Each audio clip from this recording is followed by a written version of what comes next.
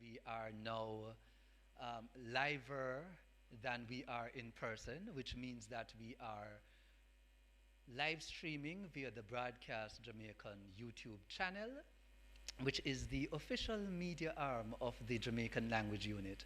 This is a Jamaican Language Unit event. It is part of the JLU's 20th anniversary celebrations. Can you believe it? The Jamaican Language Unit is already 20 years old. And the unit emerged as, I want to say, the brainchild, but given the background history I know, it is not as if the father and whoever the mother was sat down and made a plan to get a child called the JLU, but that certain things were in motion and they decided to take advantage of that motion, to ride the wave, in fact. And so what happened in the early 2000s, the government was reviewing the Charter of Rights, and Professor Hubert Devonish thought that this was an opportune time to address the issue of language rights. And so he, along with some of his students, made a submission to the Joint Select Committee of Parliament, which was set up for that purpose, in order to have freedom from discrimination on the grounds of language to be recognized in the Charter of Rights. So, as these things go, you never ever get what you want, but you get something that you can work with. The committee said they thought that language rights was an interesting issue and that it was a worthwhile issue, but that they didn't think they had sufficient information on which to make a decision about placing language rights within the Charter, because of course that would have various repercussions. And so they asked for a unit to be set up that would address the development of Jamaican, that would do the necessary background research and also disseminate a standard writing system. And so the JLU was set up in order to do that. But the unit didn't just stop there. It made a few changes to a writing system that had been created by Jamaican-born linguist Frederick Cassidy in the 1950s, which was used in his book Jamaica Talk, published in 1961, and in the famous Dictionary of Jamaican English, compiled by both him and Robert LePage. So they took that system, made a few adjustments, and out of that was born what we now call the Cassidy JLU writing system. Also, the unit piloted bilingual education in several primary schools, because up to that point, we had been preaching for several decades that what was needed in Jamaica is to, in the classroom, teach students in their mother language alongside the traditional language of instruction, which was English. The Ministry of Education was favorable. The plan went ahead, and the results from that pilot project were encouraging, if not remarkable. Teachers got more excited about teaching. Students were more engaged in learning. And personally, having supervised students doing that sort of work, where in their own classroom, these are classroom teachers, they try out teaching bilingually, and this is both in Jamaica and Trinidad and Tobago. So what they'll do is to teach the children in English first in most cases, and then teach them in either Jamaican or Trinidadian English Creole. And when they come back, the report is generally when they do the Jamaican or the Trini, the students say to them, but why didn't you say that in the first place? Because the students got the full meaning that was intended. And so the bilingual education project was a success. We went back to the ministry and said, hey, we have these results. But the ministry said that they needed more evidence. Now, bilingual education, or at least teaching children in their mother language, has been on the agenda of UNESCO for decades now. And UNESCO has pointed out the benefits of mother language education. We are a bit slow on the uptake, but one of the updates you are going to hear in this symposium is that although we are not where we would like to be, we are not where we once were. And that's a very important point. A lot has happened over the past several decades. And when a lot of us, whether activists, friends of the Jamaican language, or otherwise, think about the language situation in Jamaica, we tend to think about it as the time of Miss Lou, the 1940s, 1950s, 60s, and so on. I have good news for you. We are no longer there. We have made a lot of advances.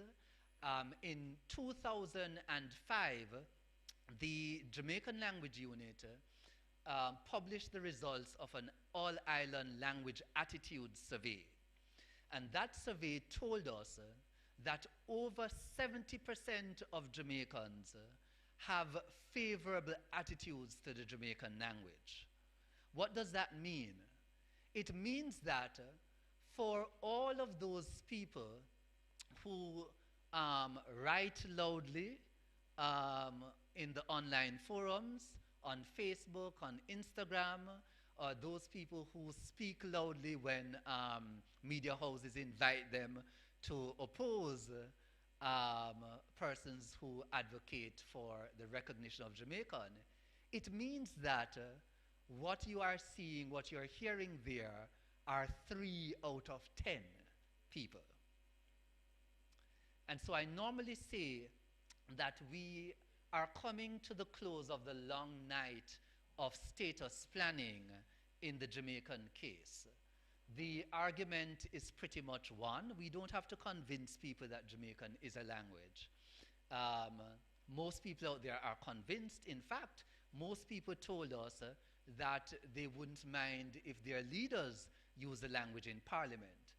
When they were asked if there are 2 schools, one bilingual and one which uses only English, which school would you send your child to? The majority said the bilingual school. And this means that we can continue working and not pay much attention to the 3 out of 10 who seem to be stuck still in the 1940s, 1960s. Now, your program says the moderator is Mr. Okino Morgan. I am not Okino Morgan. I am Joseph Farquharson, the coordinator of the Jamaican Language Unit. We laid our plans for the day. Okino had agreed, but neither of us had consulted the flu. And so Okino is out today with the flu, and I had to step in. I need to say, though, a word about Okino and why he was selected. Okino is a student in the MA Linguistics program, which is one of the academic programs run out of the Department of Language, Linguistics, and Philosophy, and that's the academic unit in which the Jamaican Language Unit is stationed. Okino did his undergraduate degree here in linguistics, and he's now engaged in an MA program. He is writing a research paper looking at, I think, language, well, discourse in, is it medical? In health communication. So doctor-patient communication and so on. And what I'm trying to demonstrate to you is the multifaceted nature of our programs and also of the students we produce in the program. Not only is Okino looking at health communication, but he is one of the translators with Wycliffe Caribbean, translating the Old Testament into the Jamaican language. He is also regularly called upon as a master of ceremonies. I know he does some communication work, and that is testament of what a degree in linguistics can do. So for all of you out there looking for a degree program, either for yourself, we do not discriminate on the basis of age. So even if you are 95, come in. I see Annie Kitchen putting up her hand because she is also a student in our MA program, currently writing on seconstructions in Jamaican. So know say, talk say, believe say, those. So we're doing a lot of things in the department. So we are here today for what we are dubbing the Beryl Bailey Symposium on the Jamaican language. And as I pointed out, it's to, one, update you on where you are, saying to you, we are not where you think we are. We are much further along than that. But also to hear from you the direction in which we should be going in light of where we are. If you read that little message I have in the program, it says to all of us here that there is work to be done, and we can no longer say that they need to do it, whoever they are.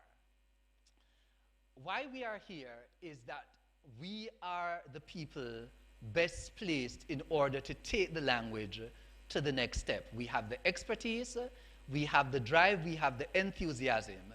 And so it's not about what they are going to do, whether government or teachers, etc., but being the people who have the expertise, who claim that we love the language, who have the enthusiasm. Where are we going to move this thing for the next year? I'm afraid to say next year in an AI age, and this is because things are changing so rapidly that we have to think in a matter of days or weeks. By the way, ChatGPT, which is a name that should be familiar to everybody here, ChatGPT speaks Jamaican. So get with it. I have asked ChatGPT to write stories in Jamaican, to write speeches in Jamaican, and it has done it almost flawlessly. And so a lot of the debates that we have been having about resources that we'll need and so on, all of those are fading away. We are in a new age, and the purpose of this symposium today is to understand the age in which we exist, and then to start us on that new path, that new trajectory. I have not done formal welcomes, and this is because I am leaving that up to the people who are about to speak soon. First up, and I'll announce them at one go, will be Dr. Vivette Milson-White. She is the head of department, the head of the Department of Language, Linguistics, and Philosophy. She will do the formal welcome to the symposium. And then Professor Sylvia Coenberg, who is, I'll say first and foremost, a professor of linguistics, and then Dean of the Faculty of Humanities and Education, will come and bring greetings on behalf of the faculty and the university. Dr. Milson-White.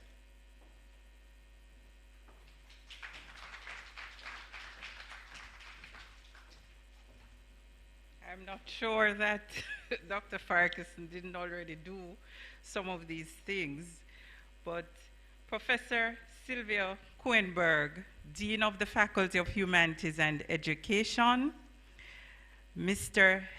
Mr. Everton Hannam, Secretary General, Jamaica National Commission for UNESCO, other distinguished guests, including representatives from the Jamaica Cultural Development Commission and the Ministry of Education, colleagues, fellow language enthusiasts, language advocates, activists, students, everybody. Morning. I deem it an honor to welcome you to the Beryl Bailey Symposium on the Jamaican language, organized by the Jamaican Language Unit as part of the unit's 20th anniversary celebrations.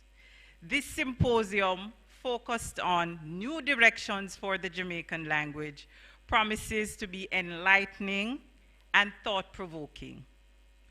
You can expect these promises to be fulfilled as I welcome you into the physical and virtual space of the Mona campus of the University of the West Indies, the UWI. The UWI is known in and beyond the Caribbean as a highly prestigious academic institution dedicated to nurturing intellectual curiosity, promoting critical thinking, and advancing scholarly exploration. The UWI's commitment is especially evident in the thriving Department of Language, Linguistics, and Philosophy located within the Faculty of Humanities and Education. In this department, a dynamic community of scholars engage in lively discourse and rigorous research, fueling an environment of intellectual activity and inquiry.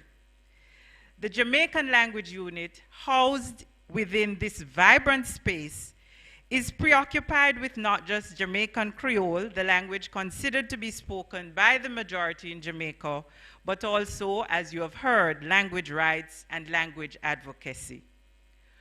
Most of us know that Jamaican Creole, called patois by the layperson, is a dynamic and expressive language that has been shaped by the country's history and people. Jamaican Creole has therefore been an integral part of this island's rich culture and heritage. Evolving over time, as other languages do, Jamaican Creole has been the subject of much academic debate and interest. The late Beryl Bailey, the pioneer in the study of Jamaican Creole, after whom this symposium is named, dedicated many years of her life to researching and promoting Jamaican Creole. Her legacy should serve as an inspiration to all of us, and my department hopes that this symposium will contribute to her vision that the Jamaican language be recognized and valued locally and on a global scale. Now, I must tell you that as a compositionist, I'm a little self-conscious as I say Jamaican Creole and Jamaican language because of my keen awareness that Jamaican language as a concept and as reality will remain the subject of unpacking. Some of us may hear Jamaican language and think Jamaican Creole. Some of us will think Jamaican English. Some of us will think Jamaican Creole and Jamaican English. And others will think blends of Jamaican Creole and English on a continuum along which there may be switching between or among and meshing and merging of our different codes, when sometimes the only thing that indicates what was said is not English, is the Jamaican style in which English was spoken, as I heard in a debate at the University of Technology recently. During this symposium, marking what is really a significant milestone for the study and preservation of Jamaican language, we will hear from compelling speakers from this campus and elsewhere. These presenters will share their expertise on Jamaican language and guide us in discussing the importance of preserving Jamaican language for the future, the challenges likely to be faced in doing so, and ways in which we can ensure that Jamaican language remains vital and vibrant. I therefore encourage you to experience this symposium as a platform to promote the value and importance of Jamaican language and of language diversity and the cultural richness it brings. So once again, ladies and gentlemen, welcome to the Beryl Bailey Symposium on the Jamaican language. We're glad to see all of you in a N1 Ayui and Panline. May this be, for all of us, an exciting and productive event.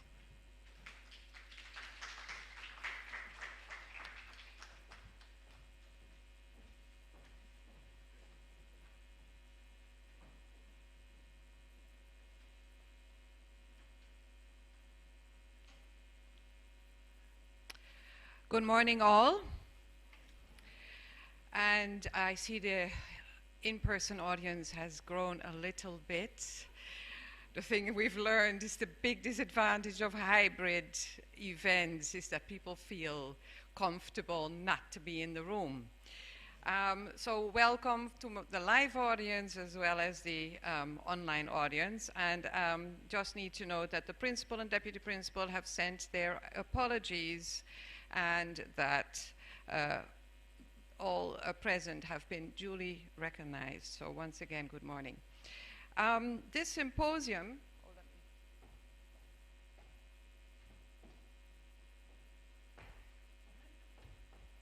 I'm a linguist after all. So this, of course, is Beryl Luffman Bailey's Jamaican Creole syntax, which I have long been familiar with, but it was pretty much the only thing I knew about her. And that is a bit surprising because Beryl Luffman Bailey, when you begin to look at her, achieved many, many firsts. The first female Jamaican linguist that we know of, born in 1920, by the way, wrote the first pedagogical grammar of the Jamaican language, which was a Peace Corps course, which she may also have taught at the time.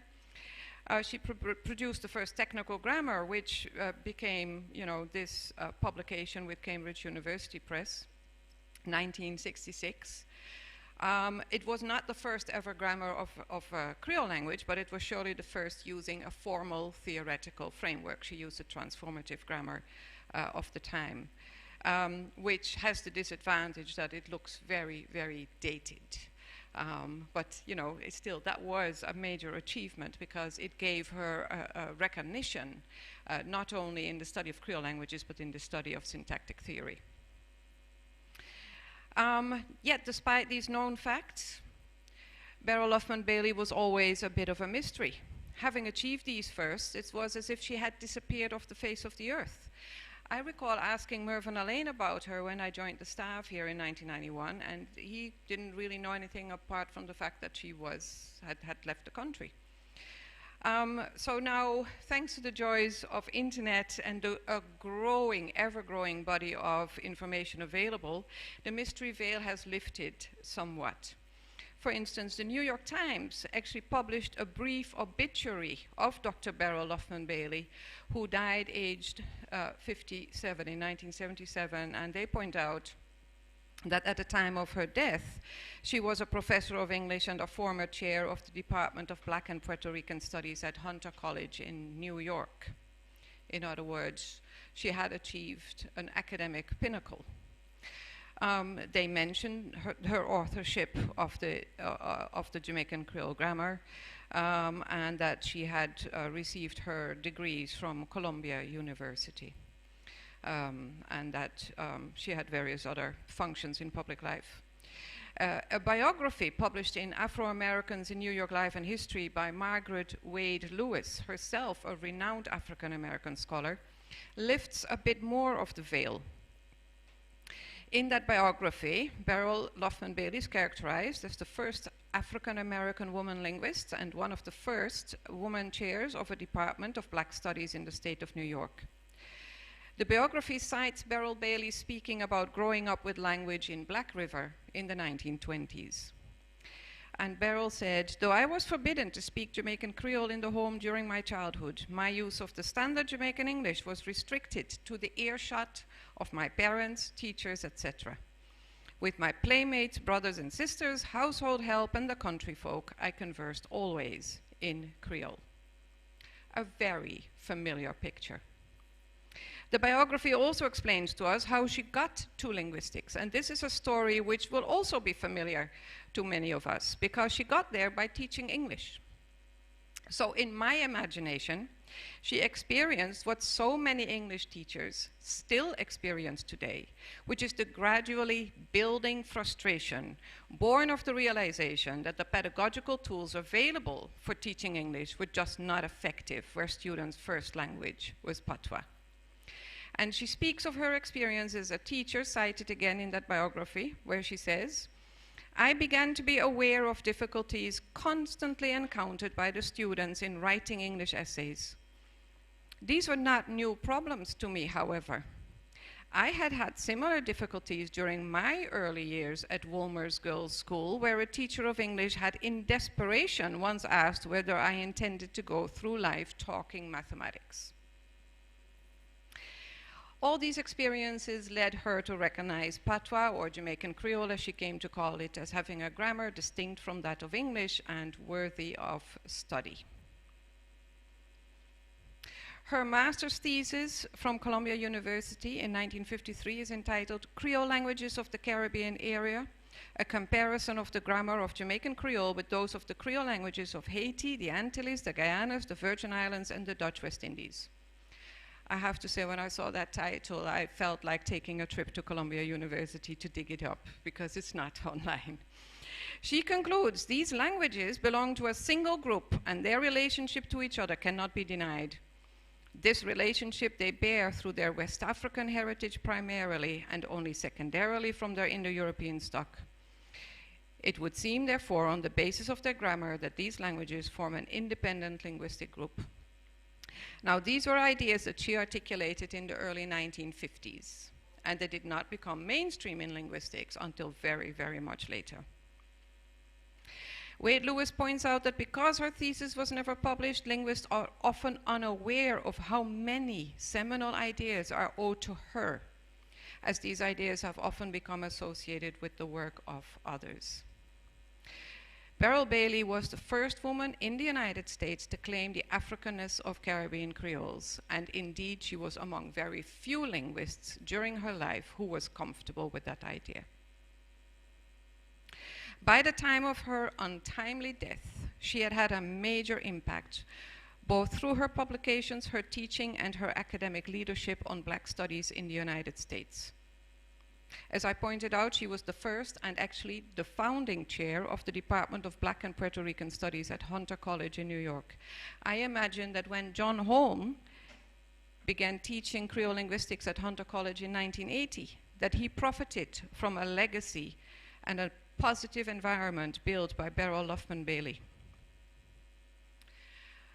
So, having paid tribute to an academic ancestor, and this is something that is surely appropriate as we celebrate UE 75, part of what we have to do as we celebrate the 75th anniversary of this institution is to recognize our academic ancestors. Having paid tribute to an academic ancestor who deserves to be recognized and whose ideas deserve to be studied more deeply, let me also say something about the academic progeny. Several of today's speakers and many audience members today have inherited the ideas pioneered by Beryl Luffman Bailey, whether it is through her work or that of others who ended up holding the same views. UE 75 must be not only about the past, but also about the academic present and the future. As you heard from Joseph in his opening remarks, the work continues and progresses. And with that, this symposium marks some of the progress made and sets out the future directions for the work that must still be done. And with that, as Dean of the Faculty of Humanities and Education, but first and foremost, as Joseph pointed out, as a Creole linguist, I convey my best wishes for a successful symposium.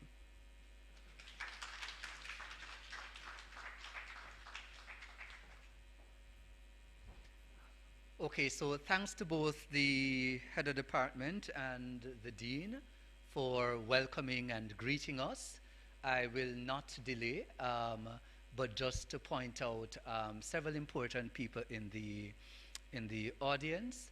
I have seen Dr. Marcia Rainford, who is the director of the School of Education here at UE.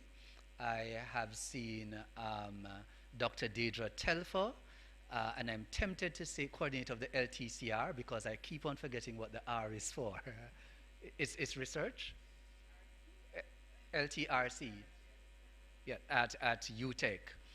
I have also seen Mr. Melville Coker, who is currently your division head, are you? Huh? Ah, okay. Who is a PhD student in ICS here at UE. So welcome everybody.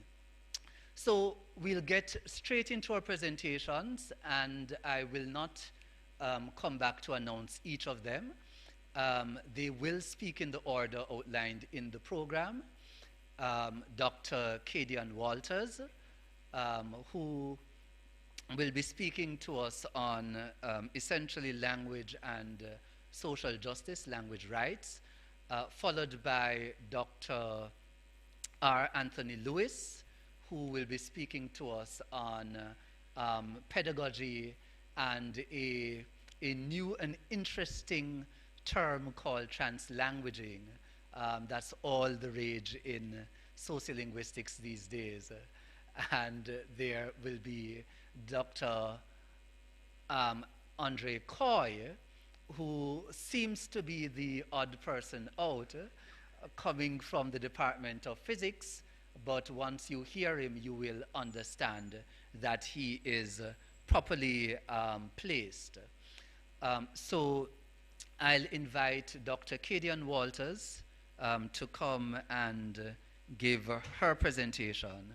And as I pointed out, all the speakers will come without announcement after that. Could you put your hands together, please, for Dr. Walters?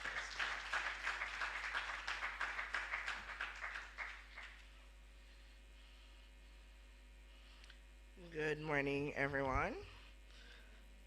No, it is certainly an honor to present here this morning. I greet all of you, and a special big up to Prof. Rickford, who I saw joining us via YouTube.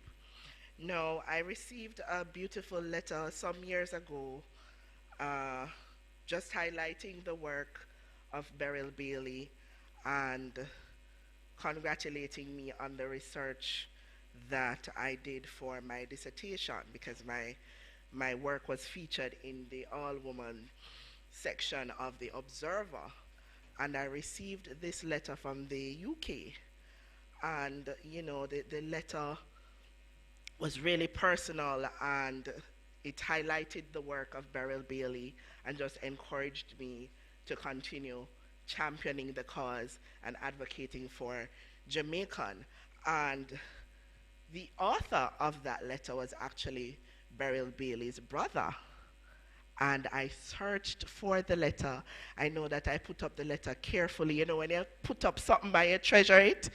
And so I wasn't able to find it in time for the presentation.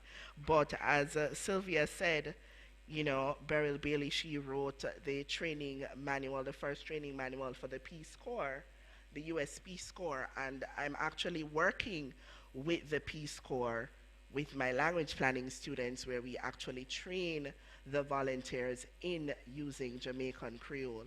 So I find it quite a privilege to be here today.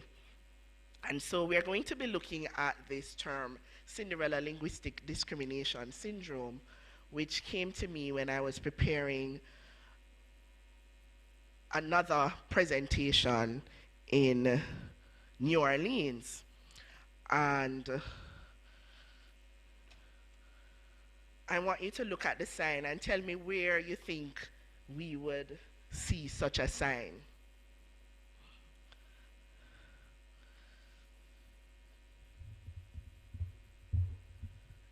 So this sign says, work your look, and it might not sound exactly like we would say it. You know, probably we would say, yeah, look, walk.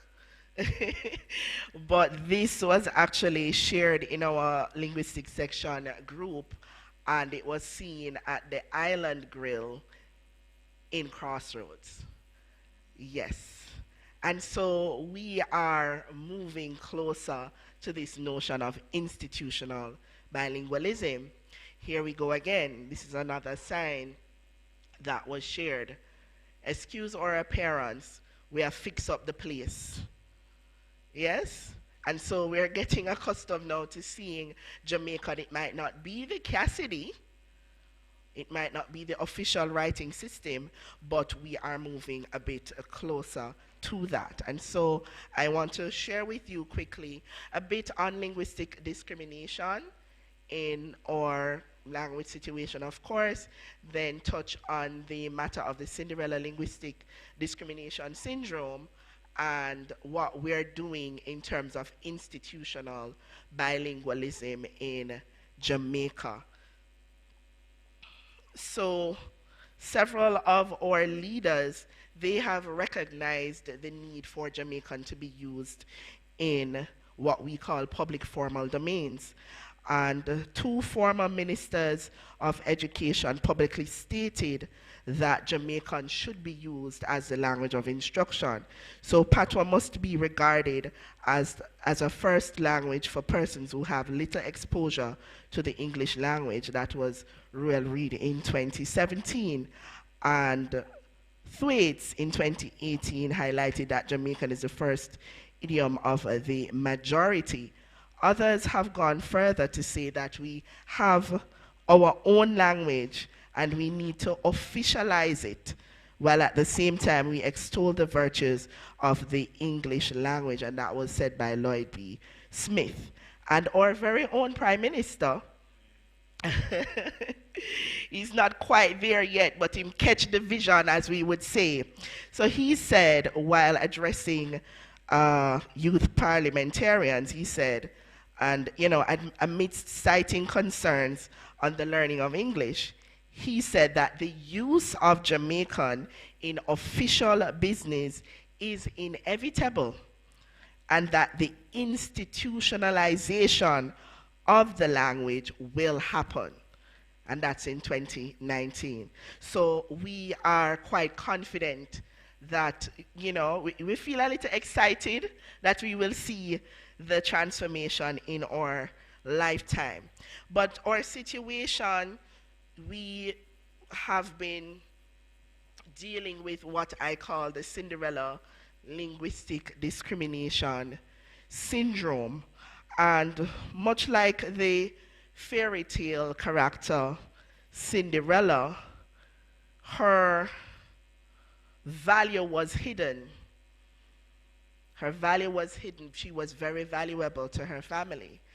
And her value was hidden, much like Jamaican Creole, where it enjoys covert prestige behind the scenes, as we say, but not so much upfront in the public formal domains where it actually matters, where the monolingual Jamaican speakers would like to access information as much as the next person, as much as the English speaker, okay? And so what we found is that over the years, we've had this Cinderella type relationship with the Jamaican language, where it is valuable behind the scenes, but not so much upfront in the public sphere.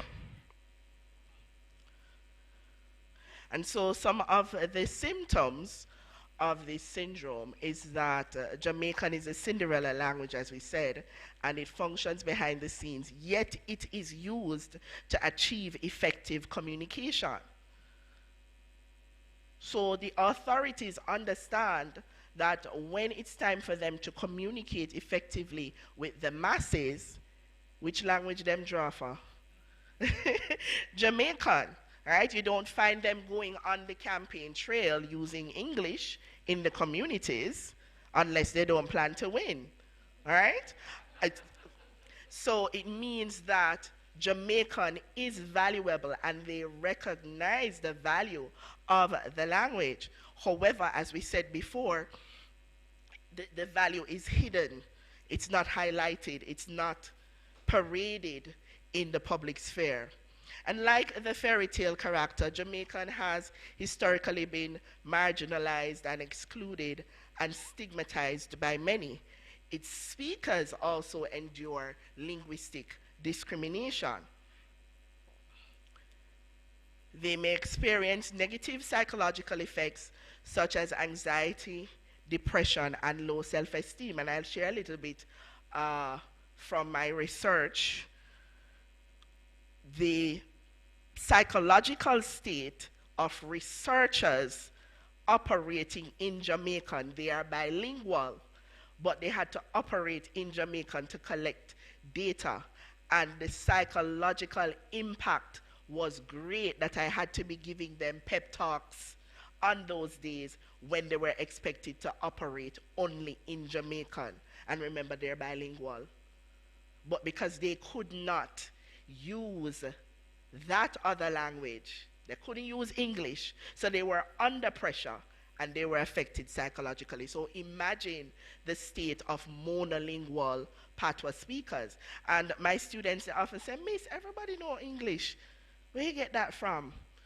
Because we take it for granted that we all know the English language, and that is because Jamaican Creole is an English-based Creole.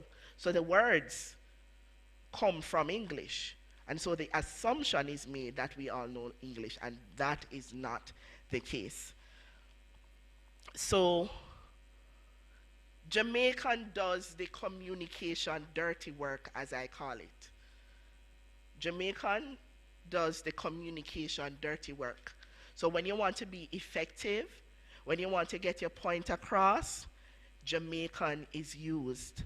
But as far as it being highlighted in the public formal domains, we find that this is not the case. So we know the value, we hide the value, and we use it when we feel like. Now, another symptom is the conversationalization of Jamaican.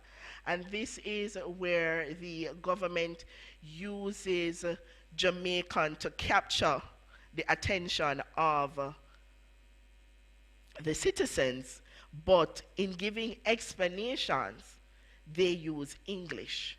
So we would have seen, for instance, the health campaigns, love your body, treat your body right, you know, even during COVID, tan your yard. Why me must tan my yard? You have to explain to me. You explain that in English,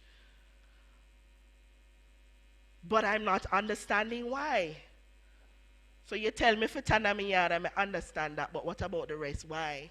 So the English speaker is able to understand why it's necessary to stay at home. But you see that the monolingual patois speaker would be at a disadvantage in that case. And so we say that the authorities, they give power to the people using their language and take it away using English. So I give you enough power using Jamaican, and then I take that power away from you using English. So I allow you, I determine how much you know. I determine how much you understand. So we see that language is being used as a tool of power in this case. So it's not like, say, the authorities don't know the value of the language. All right? And oftentimes we see where, yes, the government uses Jamaican in dialogue. So if, let's say, under the law, I don't know if that is still a feature on radio, but neighbors are having a dispute and they would have that conversation in Jamaican, but when it's time to explain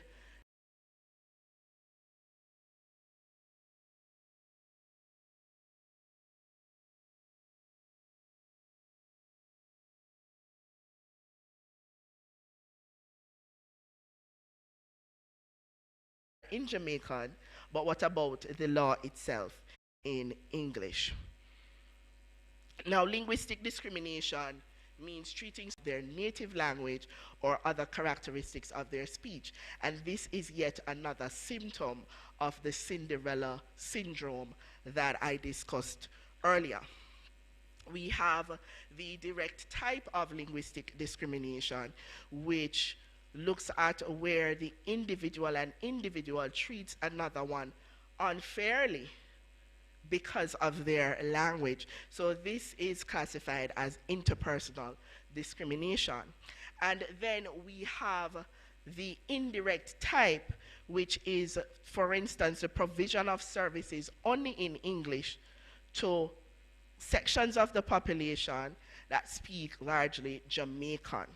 All right, so we have the direct form and the indirect form of linguistic discrimination being present in Jamaica.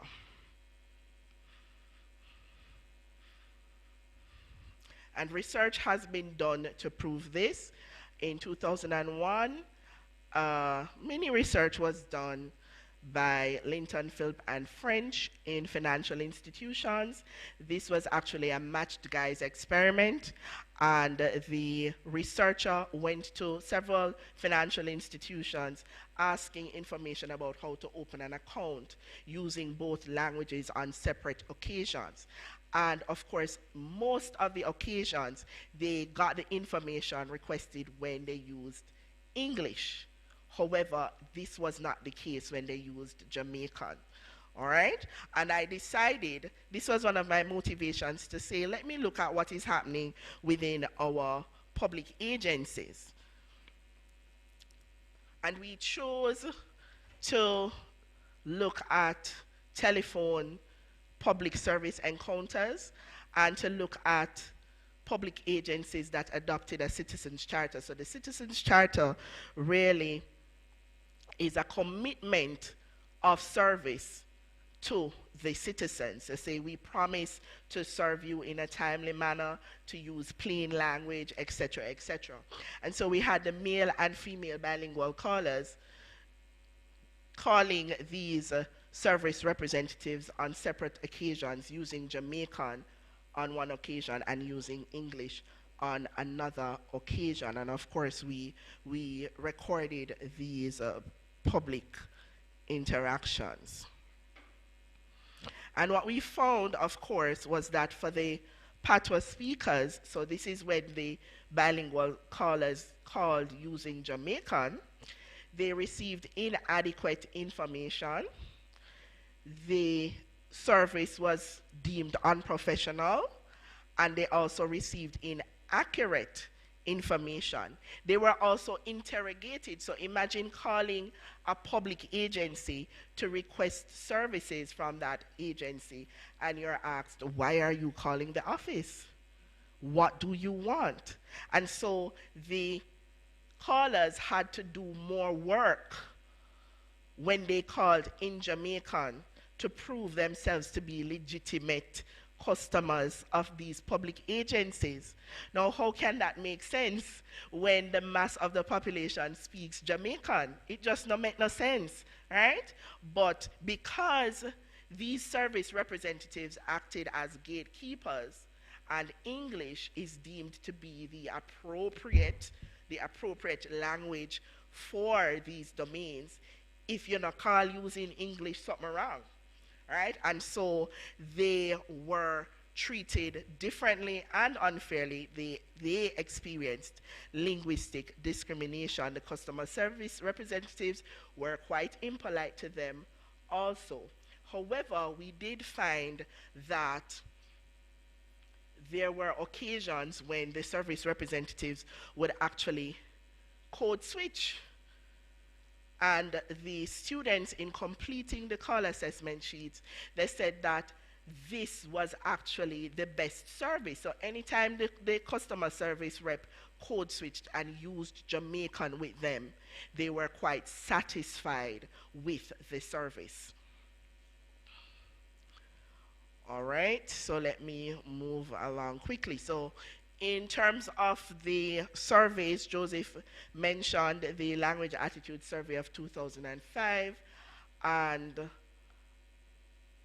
we've done subsequent surveys on language use in several public formal domains, including the media, the courtroom, public agencies, and so on. And for all of these surveys, we've received consistent results. The respondents, regardless of where we go, they have expressed a desire to see Jamaican being used in these public formal settings. So they want the service representatives to use patois to them when they go in to use Jamaican. They want the broadcasters to use Jamaican during the news broadcast. They also expressed a desire for the lawyers and the judges to use Jamaican during the courtroom sessions. And for the courtroom session, we actually looked at the Tivoli inquiry, and we did a focus group with the actual witnesses that we saw, struggling somewhat to answer questions posed to them in English. And they said, listen, we want you to break it down to our level, we want to understand. And we saw where there were several showdowns too with some of the lawyers. I remember one particular witness, she said, nobody try tie me up. Yeah, try to tie me up with that question there. You think me not have sense? Right? And so they were very aware linguistically of what was happening in terms of the language barrier and the discrimination. And so we really don't need any more surveys. I think it has been established that the population is ready to see Jamaican being used by the Prime Minister, by the Minister of Finance, and they want to see, very importantly, Jamaican being written on very important documents and road signs. So I'm going to skip over this because time is going, just to show you a bit of what we're doing in terms of institutional bilingualism. It has been a very hard journey, rough journey, tough. Because when you think that you've gotten in the door and you say, okay, we are making progress, something comes, and it's usually an ideology or an attitude of somebody up top, and so we have to make changes coming from a meeting and so on and so forth. And so with institutional bilingualism, we are looking at the official use of 2 or more languages in government and other public institutions. And we're aware of the Official Languages Act of Canada, 1969, 1988, and I think it has been revised after that, which says that French and English are the 2 official languages of Canada, and that we should expect to see all signs, right? All signs, all government documents, everything should be presented in both French and English. So we're looking at some signs here in both French and English. Now, why is this important? Because we have forged a partnership with the Road Safety Unit in the Ministry of Transport, Works and Housing. And so pretty soon you will see some bilingual signs. We're still in the process. We're still in the process of doing that. I'm just going to go through quickly. It all started from me requesting permission to use a particular image for a particular publication. And so the director, not the communications manager, but the director, she called me and she said, wow, I want to hear about this study. Tell me what it is that you're doing. And, afterwards she said, well, my job is to communicate, not to teach English. So we would love to work with you. And I heard that, I was like, whoa, we hit the jackpot with this one, right? And so we went in, and when I say we, the language planning students and myself, we went in and we did a situation analysis. We looked at their pamphlets, their flyers, all of these documents created for dissemination to the public. Okay, and we made several recommendations, not just the one there about simplifying the English, but that was the initial one because the English itself was hard to understand for the basic English speaker. Right? They had some medical terms as well, and so, you know, we made that recommendation to simplify that and also to use Jamaican Creole. So here we have some of the language planning students interacting with the staff at the road safety unit, and we were like the consultants, so we did feel good, you know, we feel big. We were invited in to be the consultants here as it relates to how they communicate with the road users, and we divided them into 3 groups: motorists, pedestrians, and cyclists. Okay, and so their assignment, and what we will continue to do, is to translate their material for the public to be shared firstly on social media. All right? So of course we're quite enthused and we want to see the sign put up on the road. When we drive down the road, we see the sign. But there are steps, right? It's a process. And so these, you will be seeing these online. Now, they will be the ones to do the graphics. So don't mind the little cut and paste that you're seeing here. They will professionally do the graphics for us. Right? So don't text and drive. No, send text when you drive, for instance. And of course, it's in the Cassidy. That's the official writing system. And this is another one of their signs. Do not overload yourself with heavy packages as it will affect mobility. Now better pack up yourself with bag and pan because it can stop you from move good. Of course, you know, we will test with the public, you know, and edit as we see fit. All right, but you don't understand it, right? Now better pack up on yourself with no heap of bag and pan because you want to move good. Yes, mobility. Yes, all right. And here's another one. Use sidewalks whenever you can. Use the sidewalk then when you can. So just the translating their current material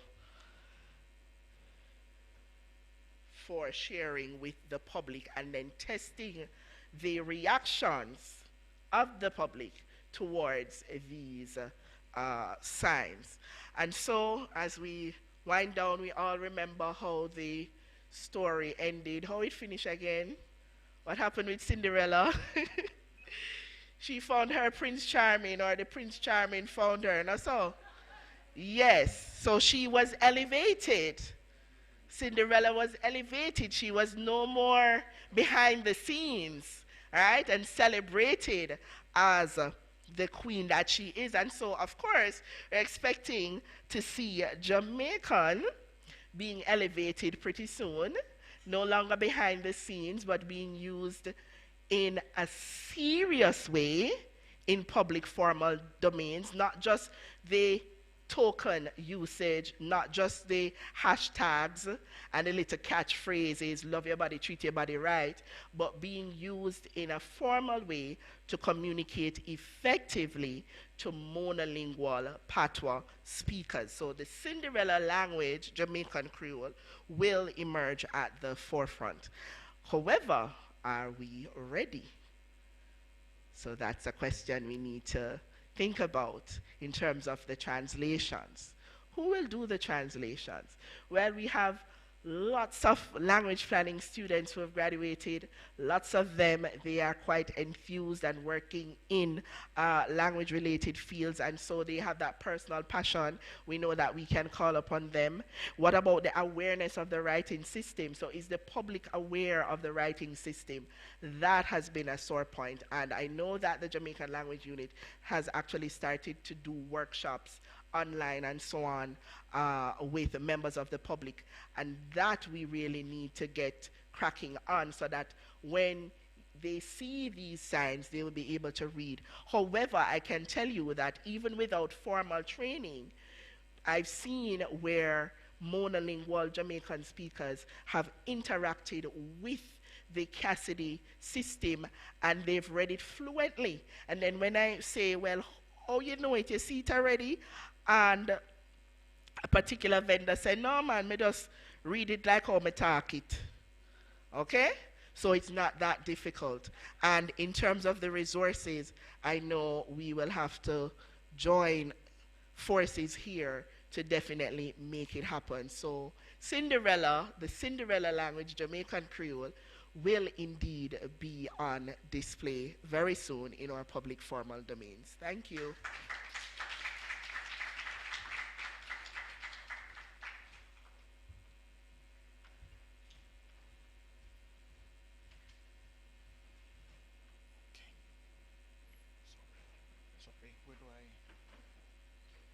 Good morning, everyone.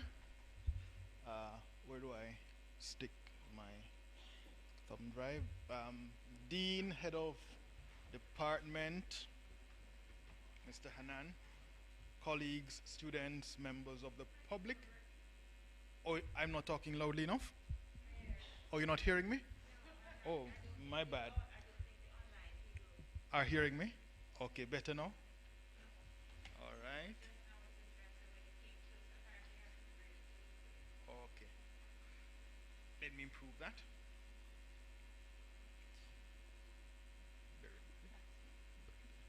Okay.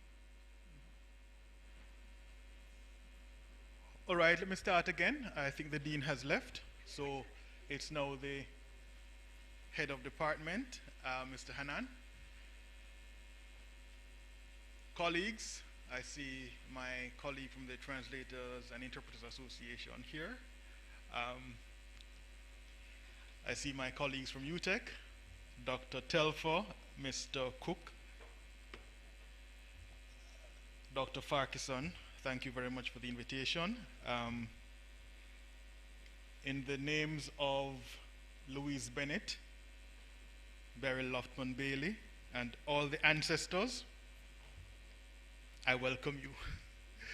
All right, so just to correct a bit of false advertising by Dr. Farquharson, I'm not talking about translanguaging. I don't know where he got that from. That was not our discussion at all. So the title of my presentation is actually on screen, and I think it fits very nicely where it does, given what Dr. Walters spoke about. Of course, it's a very hard act to follow Dr. Walters, but we will try. All right, so where I'm going to go with my engagement this morning is to look at the education system slightly, obliquely, then look at how we as translators and interpreters to a certain extent, but mostly translators, are able to contribute to the resource question that Dr. Walters raised at the end of her presentation, because that is one of the big gaps in this entire process. Where I'm going to begin is to look at where the language debate has been in Jamaica and to see how we can help to shift it, because that's what needs to happen. Discursively, we have to move the debate from the English versus Jamaican Creole, where it has been stuck for a very long time, too long, because that is not very productive. The performance for students in English has really been driving a lot of the concern about language here.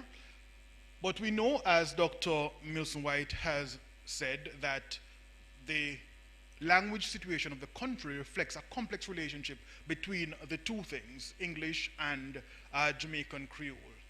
And of course, we've had, as Patrick points out in a number of his works, the tendency has been towards some kind of what I call mesolectalism, where we have mixture between English and Jamaican Creole dominating, and as Patrick would indicate, this is a set of varieties that dominate in urban spaces.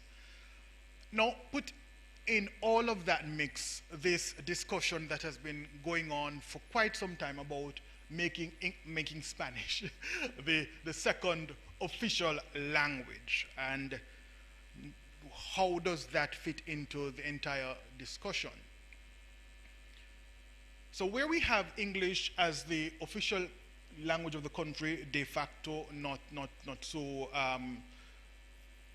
de jure, it's used to business, it's used for instructions, it is also studied as a subject in schools. That becomes one part of the situation. But given what we all know, the performance in English has typically not been as it should be expected. And the country, given its Creole history, its background, has focused a lot on this as the problem. And then, of course, when you put the foreign languages into the mix, we don't have a lot of work going on into the teaching of foreign languages. The work is there, but it is sporadic, and it's not consistent. So I'm not going to focus heavily on that. There is quite a bit of work on the Jamaican language situation, as Dr. Milson White would have indicated at the start. And of course, there are intervention strategies, including work that she has been doing. And we are doing some work at UTEC, Dr. Telfo, on the foreign language situation in the country.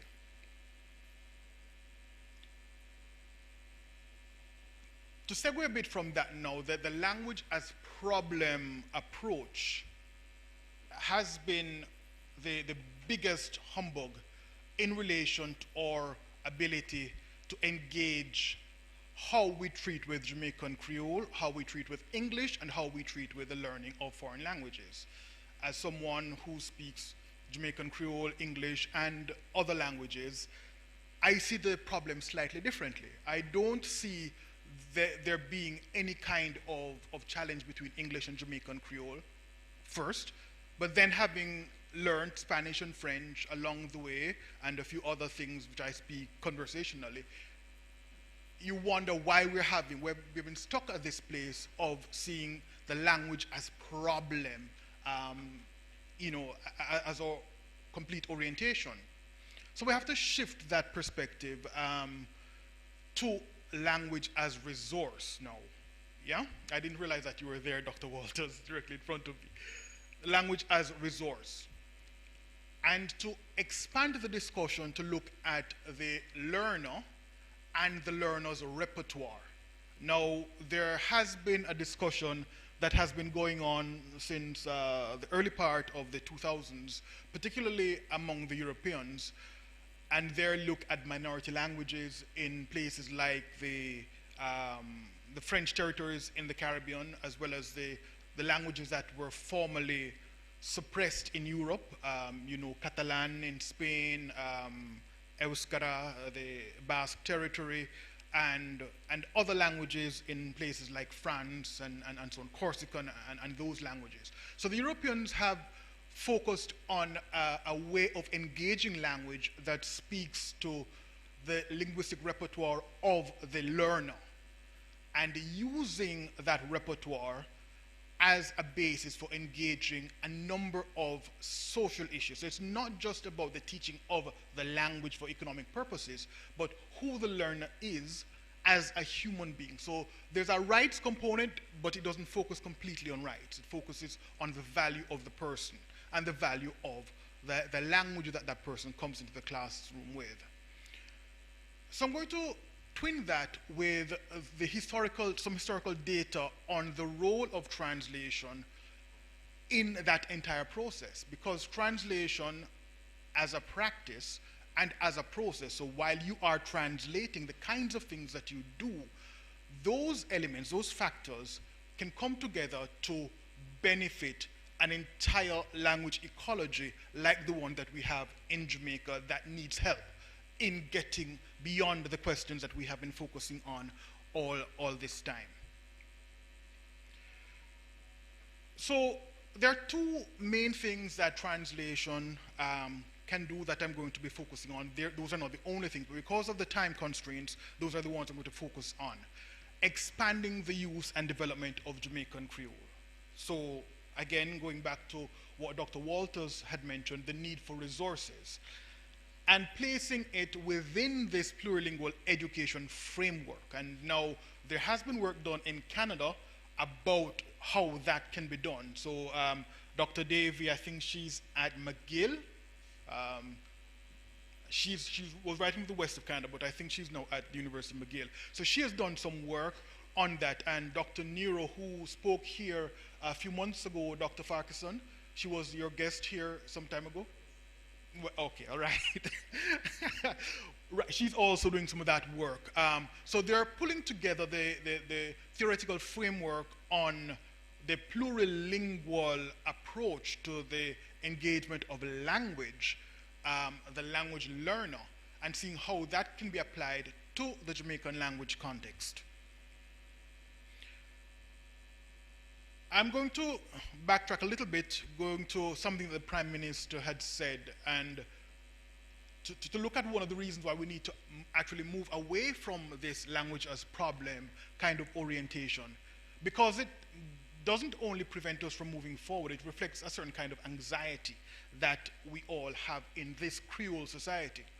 So the Prime Minister is reported to have said, we need to ensure that we protect the English language in our country as discrete from our Jamaican language, which we must speak as we will and as we want, but get over this nonsense that one is going to block you from access in this society. You know, the assumption is that that one that he's talking about is the English, right?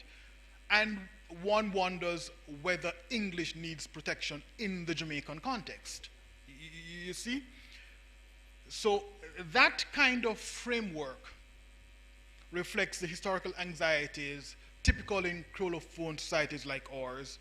And of course, it's about the fulfilling of certain kinds of aspirations associated with competence in the colonially inherited language.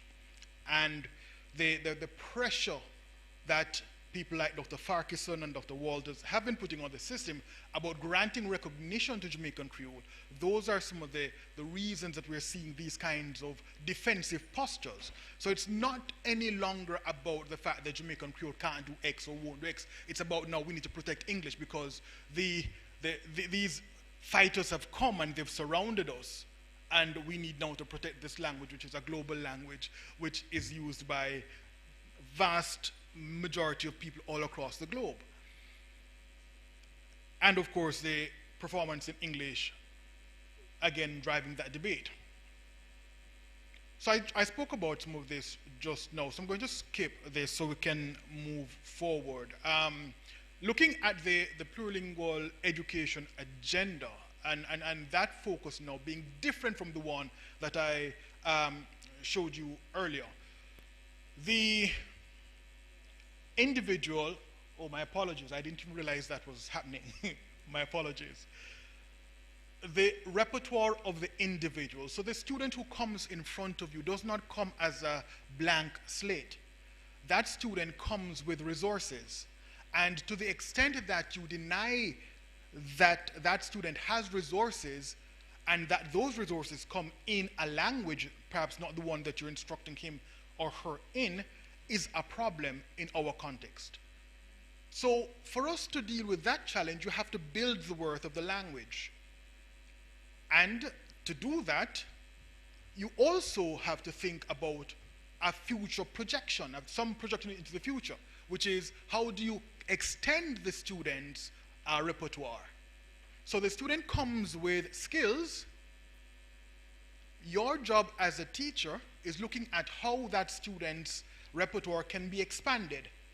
Part of what Professor Devonish would talk about quite frequently to us, the subtractive bilingualism approach that many of us take to the teaching of language in the Jamaican context. The inverse of that is a valorizing of linguistic diversity.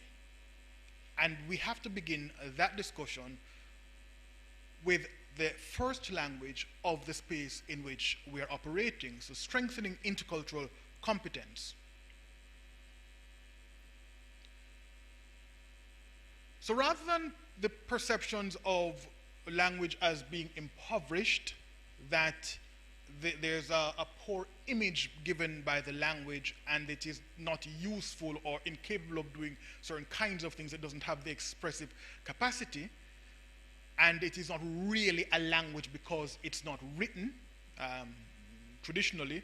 It has low status because it has a small number of speakers. All of these are the arguments that have been presented, not just in the Jamaican context, but elsewhere where you have these kinds of minoritized languages. So the resourcing of languages now as part of the solution to these problems, and we know that, and Dr. Walters in language planning would understand that it's a very difficult task, uphill task, even where you are attempting to build the resource base of the language, you have all the social dynamics to engage. So there is the need for material, so instructional material, training material, reading material, entertainment material, because you're talking also about culture. The professional engagement, so linguistic and sociolinguistic material, the orientation and attitude of the people that are being engaged in the process, as well as their level of competence, their level of knowledge of the language is vitally important. Now, translation has typically played a very important role in the evolution of languages. And to narrow it a little bit, I want to focus on Martin Luther, the translator of the Bible into German. So where there is no written norm, and it's not that there is no written norm in quotation marks for us, there is a writing system that we are attempting to normalize, translation becomes a mechanism through which that happens. So you do get with translation the establishment of a reference. So you can refer to this text, right? And that's what happened with Martin Luther and the Germans. So we do have a model to look at. There is the stability of the textual form that comes with translation. And within the education system, because of how education works, and it's a kind of symbiotic relationship. So education relies on these normalized texts, but all of this happened partly because you had mass education. So the more you have mass education, the more you need these normalized texts. So there is that toing and froing relationship between the two. And of course, specifically for translation, the establishment of textual equivalents across codes. And the more you do that, the more codes you're establishing equivalents with, it means that you have more resources to pull on. So you can short circuit certain kinds of systems because you're now interacting not with one language and not simply with one mode of engagement, which is the oral mode. You've entered your texts into a network of communication with other languages. So just like the translation of Alice in Wonderland into Jamaican Creole, for instance, that text enters into a translational network with many other languages. You've translated the Bible into Jamaican Creole. It enters a network of biblical translations. And so all of the work, so quite a bit of the work that Dr. Farkas and I do, we are able then to look at how translations have been done across different languages to be able to make certain kinds of choices when we are working together. I'm going to skip that because of time. Don't need to go into those details. No. Let's go to the actual work.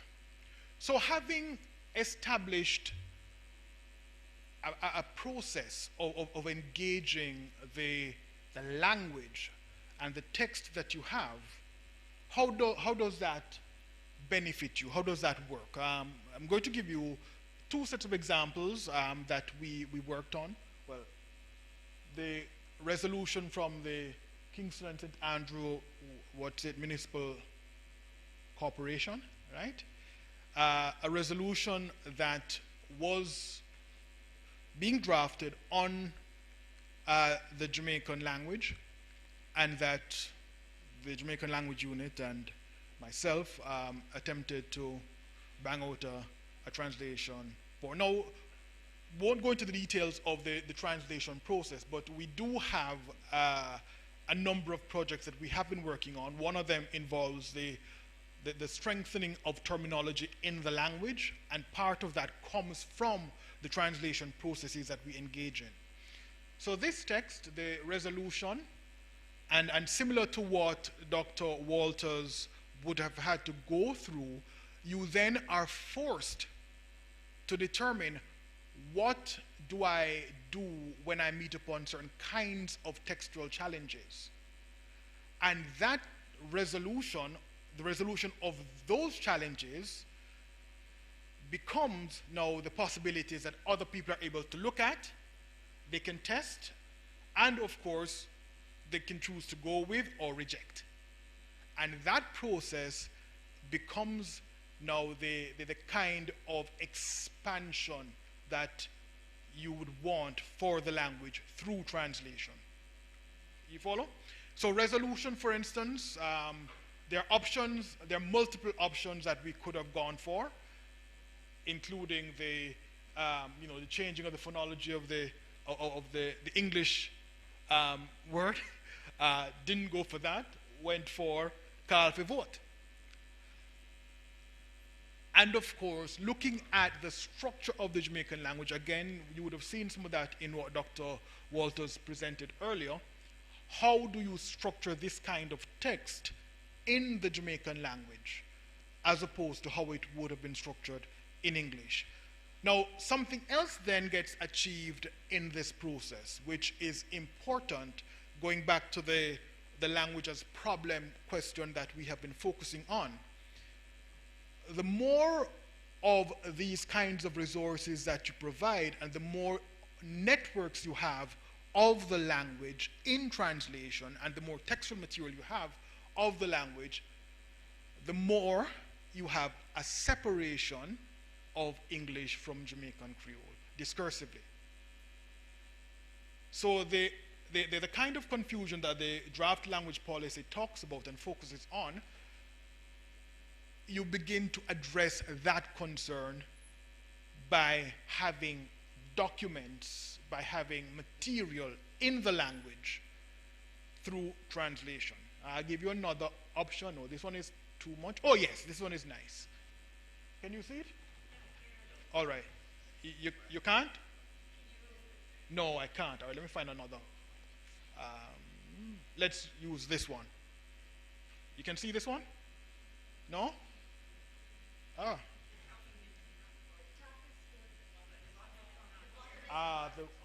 Okay. All right. So let me read the bottom for you. So the top says, and whereas the Jamaican language is a marker of unity and identity in Jamaican diaspora communities in Britain, Canada, and the USA, and elsewhere. So what we went for, and we had a lot of discussion, Professor Devonish, you remember, I don't know if you remember, the Juto, right? Okay.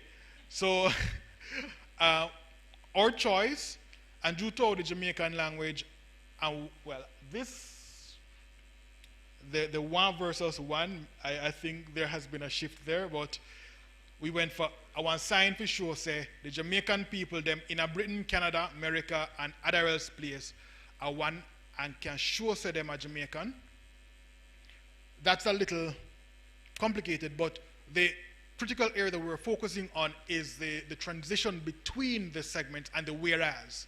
So the Juto is what we went for, because when you look at how documents, the legal documents are rendered, you want to have options, but not just options. You want to present a case, plant your flag, and then have people come and look, say, all right, I will own this, yes, sir. You understand me? Now, experts like Professor Devonish kind of disagreed with us, but I think the Juto, it is standing, our flag is standing.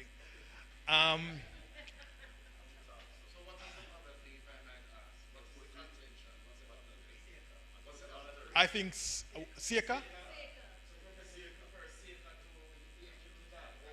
Okay.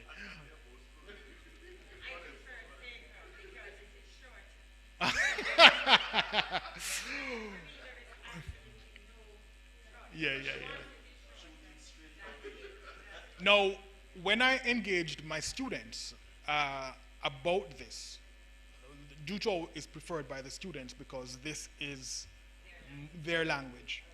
You follow?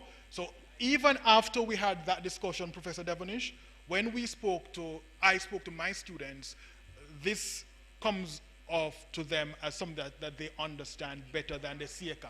Yeah, it's more authentic for them. And you see, these students here are saying the same thing. So, go ahead. Yes.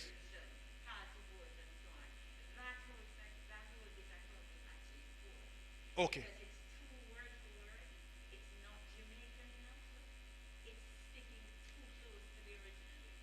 All right. So, okay. So those are some of the questions that one would have to engage.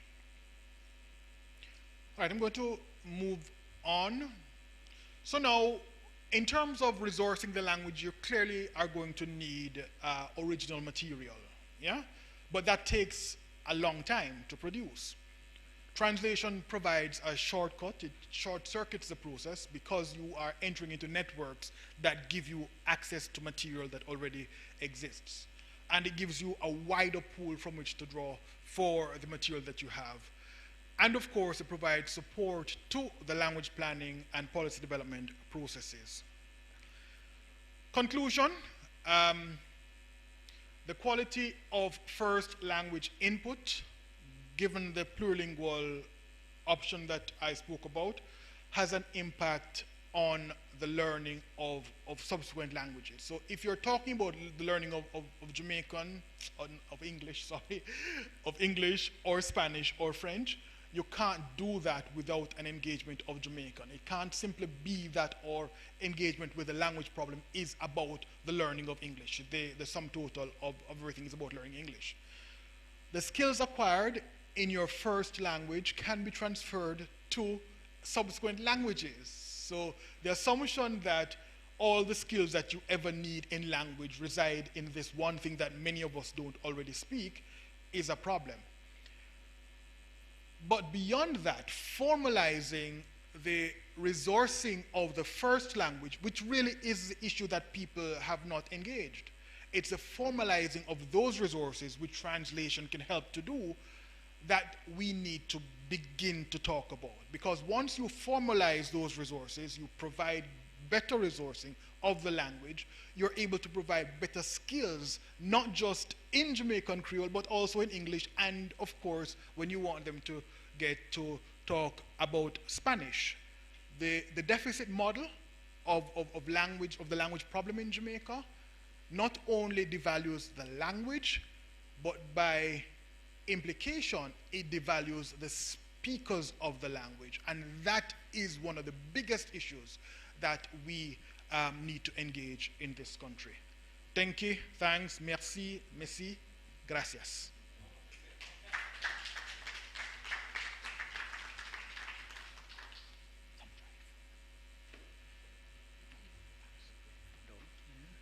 Okay, so thanks very much, Dr. Lewis. Dr. Rainford would appreciate this point, just like the classroom teachers would have a short stretch break for the students. We're going to do that. It's just 5 minutes, and I'm mindful, especially in COVID times, I have a feeling that we're going to start separating the eras based on COVID, so before COVID. I'm not sure if we are quite at after COVID yet, but in the year of COVID, 2023, that we tend not to be mindful of how much time has passed, even for the people online. And so this 5-minute break is really for you to get up, stretch, walk around, but we're going to play one of our stories on our Broadcast Jamaican YouTube channel, just for you to have an idea of some of the work we are doing and some of the work you can get to enjoy, especially if you have children. Wonderful stories. And these stories, some of them were included in the bilingual education project, where we translated the stories for the children to be able to read. So as we play, you can get up, you can stretch, so you're not obligated to watch, but it's a filler for this very brief 5-minute break. Thank you. Afterwards, we'll have Dr. Andre Coy as our final presenter, and then we will round off the event with discussion. The Puss Woman and the Spinning Wheel. One time I back, one man when I go far, far. Him when I walk through the bush for couple days. Him when well tired and hungry. All of a sudden, him buck up on one little house. Him said to himself, I wonder if nobody in the house there. Mr. Hungry, mother do anything to get a piece of cornmeal pudding right now. Just as him said this, one woman come out of the house. Her skin went pretty and her eye them went black like a coal. When she walk, it looked like she went a dance. The man said to himself, what a pretty woman. Me never seen nobody pretty so yet. The woman laugh and say, you look so tired. You don't want to stop and get something to eat. The man and the woman go in at the house. And the woman put on one whole pot. Then she cook piece of saltfish and cornmeal pudding for dinner. After the dinner done, she asked him to stay and rest little. Him think him well lucky to get some food. Him said, thank you, you're so kind, but me don't want to give you no trouble, so me go on my ways. She answered and said, no man, I don't no trouble, but always happy to help people, so him stay for rest.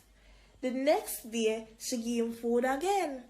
She make cornmeal pudding and rice with meat. She went so nice, him forget where him a go. Every day, the woman give him good food and she went nice to him. So him turned for a long time. The man so happy, he married her. Things went nice for a time. Then him start wonder about the woman. Him think something funny when happen. Sometime, him woulda get up at night time and him not see her side of him. Him wonder where she dey. Him think to himself, say him woulda watch her and see what happen. So one night, him going at the bed, but him never sleep. Him shut him eye so the woman woulda think him asleep. As soon as she think him went asleep, she jump up out of the bed. She take out the coal pot and light it. She take one spinning wheel from out of one corner of the room and put it side of the coal pot. The man watch all of this a go on out of the corner of him eye. Him wonder what she a go do. In a quick time, the coal pot get hot. The woman sit down upon it. She start peel off her skin with the spinning wheel. While she a do this, she wanna sing, turn and spin, come off skin, turn and spin, come off skin. The man shocked so till when time the woman's skin come off. All of a sudden the woman turn in a one big puss. She put her skin under the bed and say, turn this skin till me come back. Me I go out and enjoy myself. The puss woman jump through the window and run going at the woodland. The man open him eye them and think about what him just see. Him know you know, said the woman no good. The man said to himself, say, me have to think of one way to get away from the woman here. So him take out her skin. Then him find some salt and pepper. Him fill the skin with salt and pepper. Then him put it back under the bed. Him go back in the bed and so the woman would have think him asleep. Some time pass and the puss woman come back. She went enjoy herself and she went a laugh. She laugh when she take her skin from under the bed. She laugh when she start put back on her skin. But then she stop laugh. The pepper and salt start burn her. She will look ugly when time she start ball out. Why? She try come back out of her skin, but she couldn't come out. She ball and ball when time the salt and pepper start burn her. Atta. She turn round and round till she drop a ground dead. And so comes the man get away from the puss woman. The puss woman and the spinning wheel. One time I back, one man when I go far. Him when I walk through the bush for couple days. Him when well tired and hungry. All of a sudden, him buck up on one little house. Him said to himself, I wonder if nobody in the house there. Mr. Hungry, mother do anything to get a piece of cornmeal pudding right now. Just as him said this, one woman come out of the house. Her skin went pretty and her eye them went black like a coal. When she walk, it looked like she went a dance. The man said to himself, what a pretty woman. Me never see nobody pretty so yet. The woman laugh and say, you look so tired. You don't want to stop and get something to eat. The man and the woman go in at the house. And the woman put on one whole pot. Then she cook piece of saltfish and cornmeal pudding for dinner. After the dinner done, she asked him to stay and rest little. Him think him well lucky to get some food. Him said, thank you, you're so kind, but me don't want to give you no trouble, so me go on my ways. She answered and said, no man, I don't no trouble, but always happy to help people, so him stay for rest. The next day, she give him food again. She make cornmeal pudding and rice with meat. She went so nice, him forget where him go. Every day, the woman give him good food and she went nice to him. So him turned for a long time. The man so happy, he married her. Things went nice for a time. Then him start wonder about the woman. Him think something funny when happen. Sometime, him woulda get up at night time and him not see her side of him. Him wonder where she dey. Him think to himself, say him woulda watch her and see what happen. So one night, him going at the bed, but him never sleep. Him shut him eye so the woman woulda think him asleep. As soon as she think him went asleep, she jump up out of the bed. She take out the coal pot and light it. She take one spinning wheel from out of one corner of the room and put it side of the coal pot. The man watch all of this a go on out of the corner of him eye. Him wonder what she a go do. In a quick time, the coal pot get hot. The woman sit down upon it. She start peel off her skin with the spinning wheel. While she a do this, she wanna sing, turn and spin, come off skin, turn and spin, come off skin. The man shocked so till when time the woman's skin come off. All of a sudden, the woman turn in a one big puss. She put her skin under the bed and say, turn this skin till me come back. Me I go out and enjoy myself. The puss woman jump through the window and run going at the woodland. The man open him eye them and think about what him just see. Him know you know, said the woman no good. The man said to himself, say, me have to think of one way to get away from the woman here. So him take out her skin. Then him find some salt and pepper. Him fill the skin with salt and pepper. Then him put it back under the bed. Him go back in the bed and so the woman would have think him asleep. Some time pass and the puss woman come back. She will enjoy herself and she will laugh. She laugh when she take her skin from under the bed. She laugh when she start put back on her skin. But then she stop laugh. The pepper and salt start burn her. she will look ugly when time she start ball out.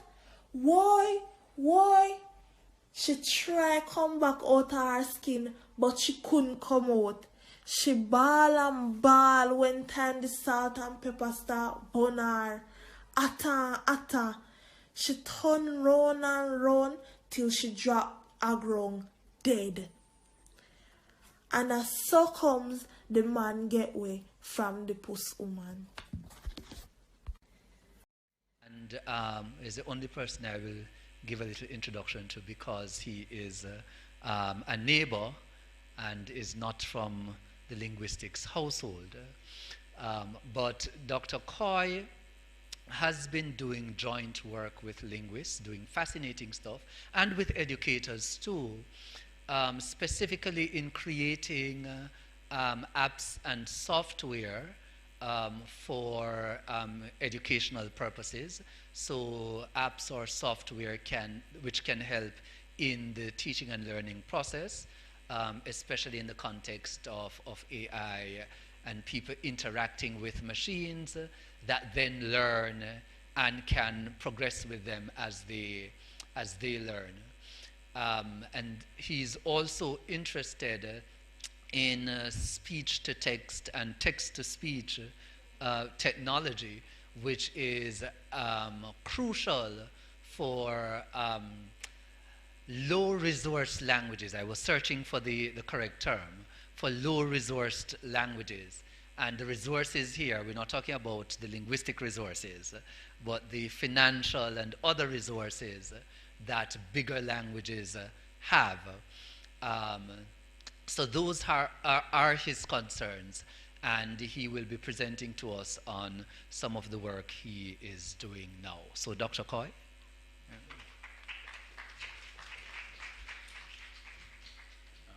Thank you, Joseph, and thank you everyone for agreeing to sit and listen to me talk about things that I, in some instances, I'm just learning about with the help of Joseph, and prior to Joseph, with the help of Dr. Kennedy.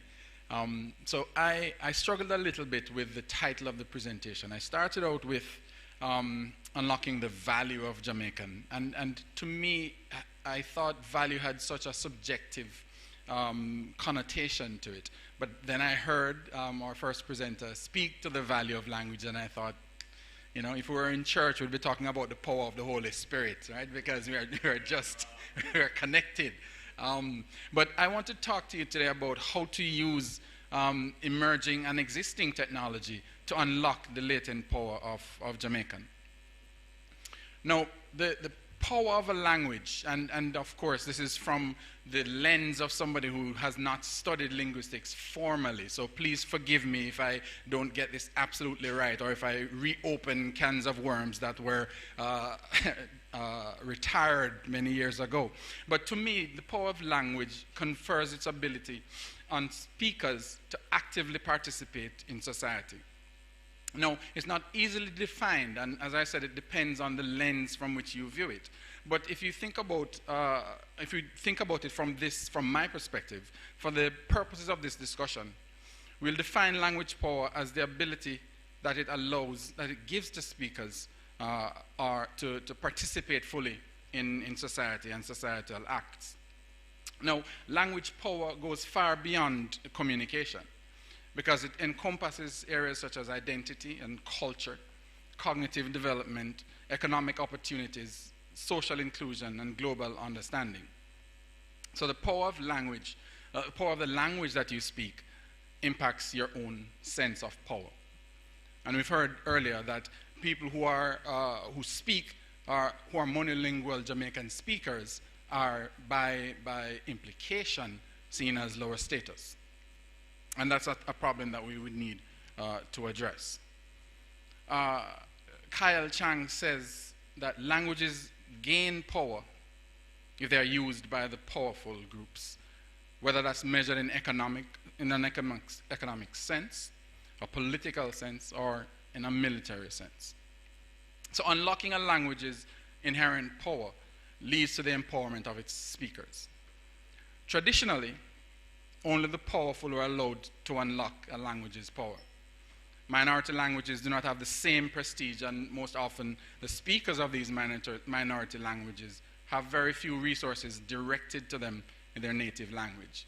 And it was pointed out earlier that even in our context, we kind of do it halfway, right? So I specifically enjoyed hearing about the example of under the law, because I often listen to that, and I recognize the duality, right? So they will have a scenario played out in Jamaican, and then the explanation is in English.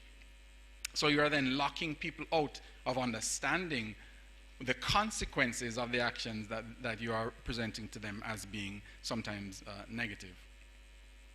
So my proposal, though, is that technology has created a mechanism by which we can unlock the power of language, even a minority language.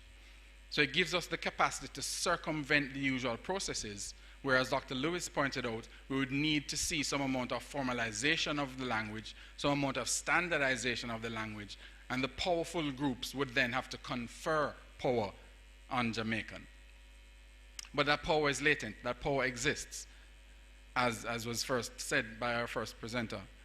And what we want to do is to use technology to be able to unlock that and to give power to those who may feel powerless because of the language that they speak. So speech and language technology, what is this about? Speech and language technology allows computers to interact with speech or text. So it's essentially an array of approaches that are underpinned by artificial intelligence. These approaches allow for a computer or a device to analyze speech, to produce speech, to modify speech, or to respond to spoken or written language.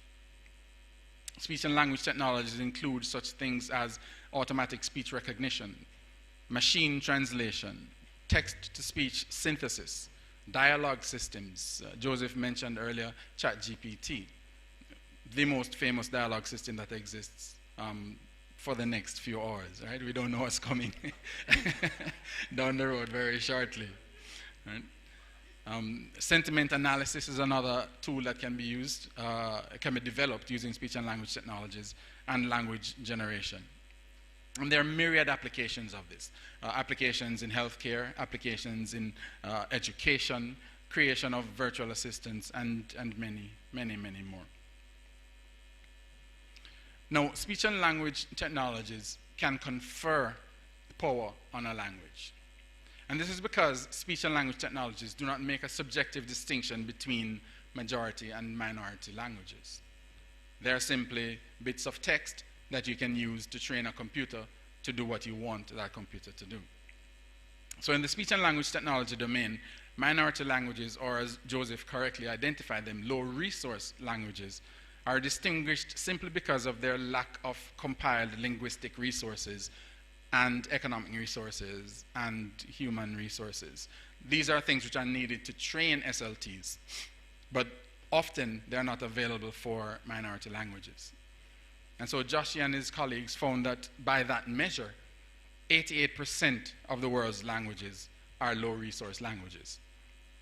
And the implication of that is that speakers of 88% of the world's languages are in some way rendered powerless because of the language that they speak. But SLTs can circumvent the process of making a language powerful. SLTs include techniques for developing systems that can use the low resources that are available for these low resource languages. So this opens up opens up the possibility rather, for monolingual speakers of minority languages to enjoy benefits that have previously been denied them. Not having to wait for standardization, not having to wait for acknowledgement of the power of their language. We can circumvent the process. We can use technology to extract and expose that power and give power to the powerless. I think I want to speak about 3 of the priority areas that I have identified where speech and language technologies can be used to unlock the power of Jamaican. And I've labeled these the 3 E's of language power. And this is education, equity, and engagement. I'll speak about each of them. I'll talk about some of the work that we've been doing in education. I'll talk about some of the work that we hope to be doing in the justice system. And then we'll talk more broadly about engagement and the techniques that have been applied elsewhere, which could easily be applied in our context. Unlocking the power for education using SLTs. When I read the Patterson report, or the Education Transformation Commission report, I was perplexed, I was appalled, I was frightened, to be very honest with you, because it speaks to the fact that we are losing generations and we're comfortable with it. There isn't a huge effort. There's a huge outcry, yes, for a while, and then the news cycle moves on, and we too move on. The efforts that are made by the ministries of education, those engaged in education more broadly, are not enough to tackle the problems that face us in our education sector. And it's my proposition that we can use speech and language technologies to help us to address these issues. How do we do that? The Carolit group is a group of hard-working UA researchers and associates from around the world who are interested in developing instructional technologies. And we have been working with the Universal Service Fund. They have funded a project called Jumpstart, where we have been working to develop a literacy tutor, an automated literacy tutor. One which would allow students to work on their own, with the help of parents, guardians, or with teachers, but to have some autonomy in the learning of literacy. We're focusing on Caribbean students. And I say Caribbean because it's a regional project. We started out looking at Jamaica, but we've moved on to be now looking at Trinidad and Tobago, and in the future we will expand our reach even further into the Caribbean.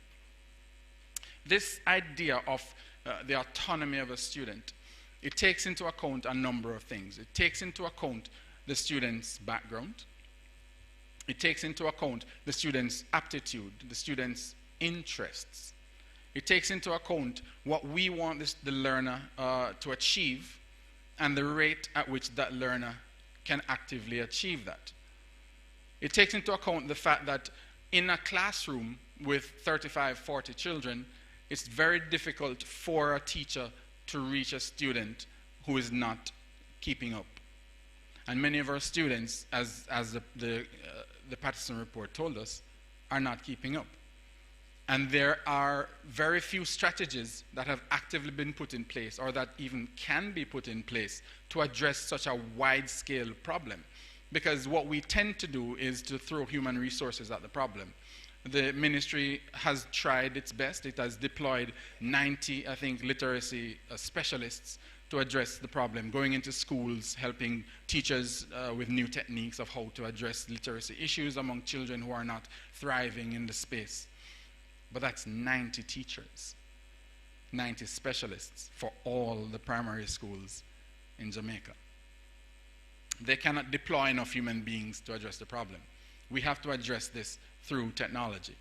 And so the diagram here is a bit dense, but what I want you to focus on is the area circled in red, which is the student model. And what the student model does is that it allows for us to model Jamaican-influenced pronunciation of English. Because ultimately, what will be taught in a class on literacy is English. We will become literate in English. But as first language Jamaican speakers, going into a class and being told that, okay, you now need to learn English, without having been schooled, so to speak, in English in the first instance, they struggle. And when they pronounce a word that is not doesn't have quite the pronunciation that it should because of the influence of Jamaican on their speech, they're told, well, that's wrong. So they don't know that their pronunciation is not necessarily wrong, but it is simply not English. And if you say to a child That pronunciation is fine when you're speaking Jamaican, but this is how we do it when we're speaking English. That child can better appreciate what you want them to achieve, and they can then, the learning outcomes will be increased dramatically. And so the Jumpstart project, and later on the Bright Start project, which is running in Trinidad, looks at modeling the pronunciation of Creole-influenced English. It incorporates mispronunciations, and it automates feedback. So the common, I'll call them mistakes, with the understanding that they are not mistakes, but the common mistakes that a monolingual Jamaican speaker will make when trying to pronounce something or to read something or to say something in English they are incorporated in the design of this using speech and language technologies. And so the software can actually recognize that the child is influenced by Jamaican and can then have the appropriate feedback mechanism employed.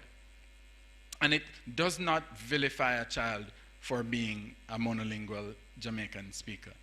It does not say that what you're doing is incorrect. What you're doing does not have a place here. But what it does is that it benefits from that. Understanding where the child is coming from is the key to taking them to where you want them to go. And so this tool that we're developing allows for us to engage children and learners in this way. The other aspect I wanted to talk about was unlocking justice. A few years ago, 2011 is when it came to prominence, there was an article in the Jamaica Observer speaking about a man who was applying for asylum in the United States. And he was locked in the justice system.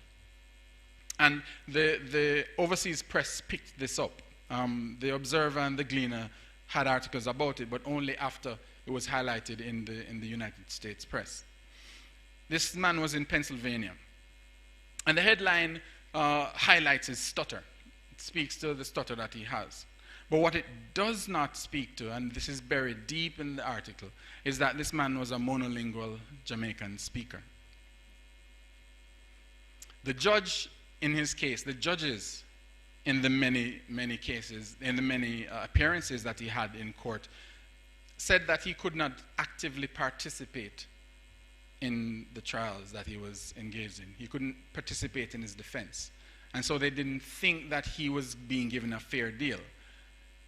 But the remedy to that is to keep him in jail because he's applying for asylum and he cannot be let loose on the street.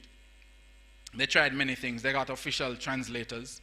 This is in Pennsylvania, so maybe not a huge Jamaican population, but they tried translators. The translator had said, well, you know, we speak Jamaican, but his stutter really makes it difficult for us to translate effectively. They went so far as to take prisoners who were also Jamaican to translate for him, but then the judge didn't actually trust what they said. Right? The question came, did he really say that? And so that was a challenge for him. It's amusing, but it points to a real problem. Because this man languished, and I wasn't able to find any updated information about him, but he languished in the system for years, simply because he was monolingual Jamaican. The stutter may have complicated it, but the main fact is he spoke only Jamaican. And so this was a big case that made the news in the US. It made the case, made the news here in Jamaica. But every day we see these things happening in the courts.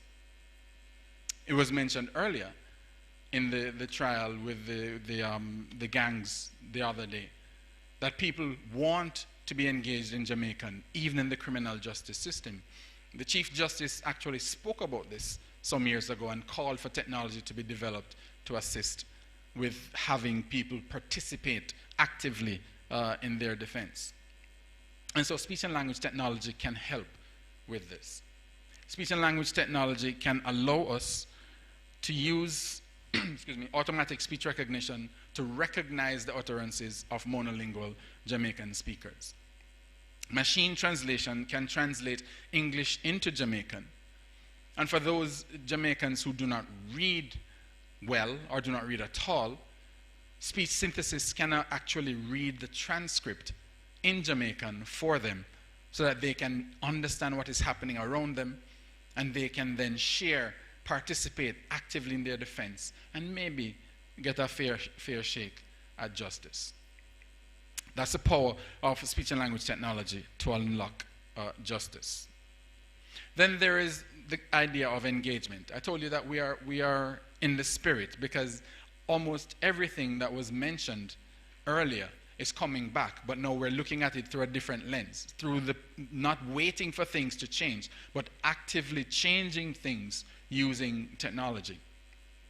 Many monolingual speakers don't have access to valuable information. Farmers, for instance, struggle to find information about the latest techniques and treatments for diseases.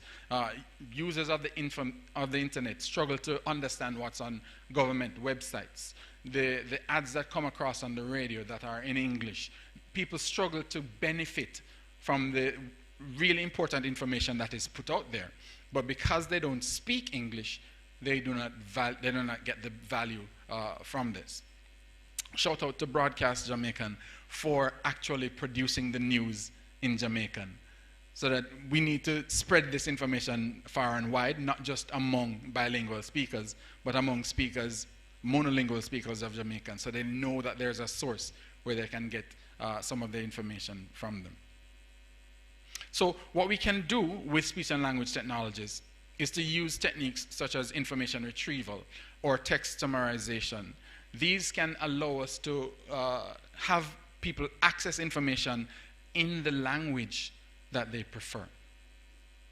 And that will open up the world for many of our monolingual Jamaican speakers. Now, there are some pitfalls, and there are things that we need to be aware of as we embark on this journey. So before we build any type of system for, excuse me, any kind of SLT for a low resource language, we have to understand that there is significant sociolinguistic inquiry that needs to be made. We have to understand the dynamics of the language and the practice and usage of the language before we decide that we're going to use technology to engage people in this language. Secondly, because we can do something from a technical standpoint, engineering it so that it works and we can get good accuracies, numbers that say that, okay, we're doing this 95% correct, we're getting this correct 98% of the time, that doesn't mean that there is utility in what is being produced. And so we have to be aware of that. And I had an example of this where we used ChatGPT to have a conversation in Jamaican. So I started out, and you cannot see this. Let me try to shift out of this presentation and go to ChatGPT.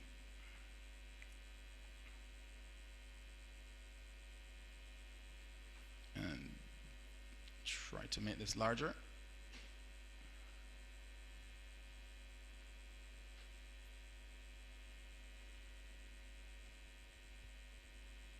Is that large enough? Can you read it?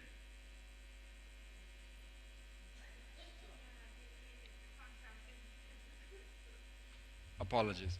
So I start out by typing in what I think is Cassidy, and I don't get it right all the time.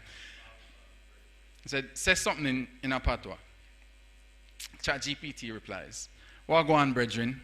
You know, where you depend?" I respond, "Me there party, what go on?"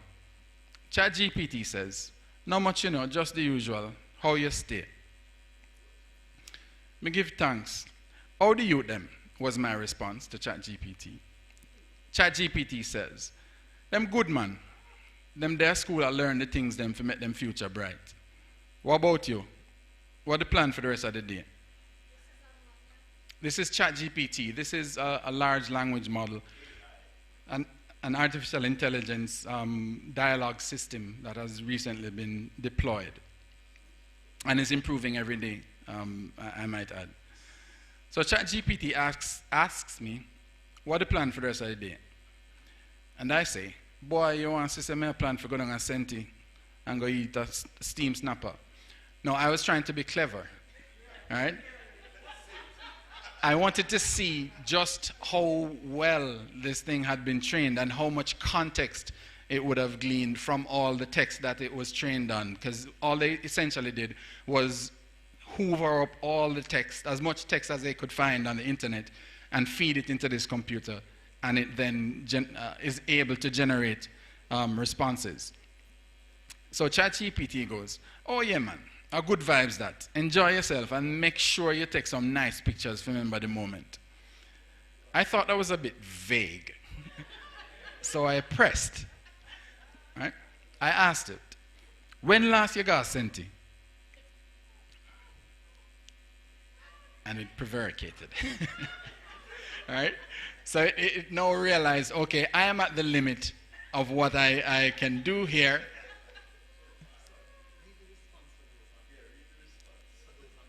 Oh, so the response says, as an AI language model, I don't have a physical presence, so I can't actually visit places like humans do. However, I have access to vast amounts of information about many different places, including Senti. Is there anything specific you want to know about it?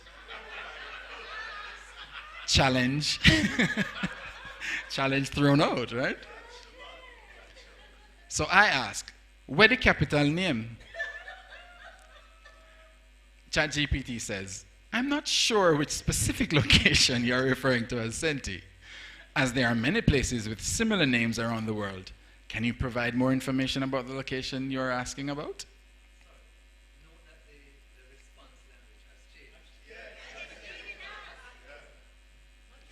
So I recognized that, and I tried to push. So I then asked, then you know, say a yard me I chat to you from? Yeah. Right. ChatGPT says, yes, I understand now. Senti is a Jamaican patois term for Centro, which is a neighborhood in Spanish Town, Jamaica.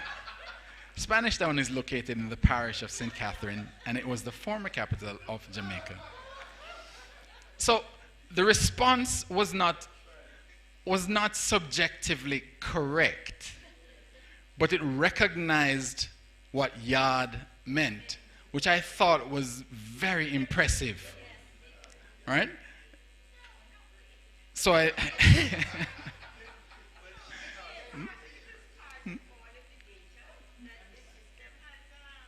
understood. But then yard can be somewhat what's the word I'm looking for? It can be confused, because I could be in my own home, or I could be talking about Jamaica itself. And the fact that it recognized that I wasn't referring to my being at home is what was impressive to me. But I take your point. It does.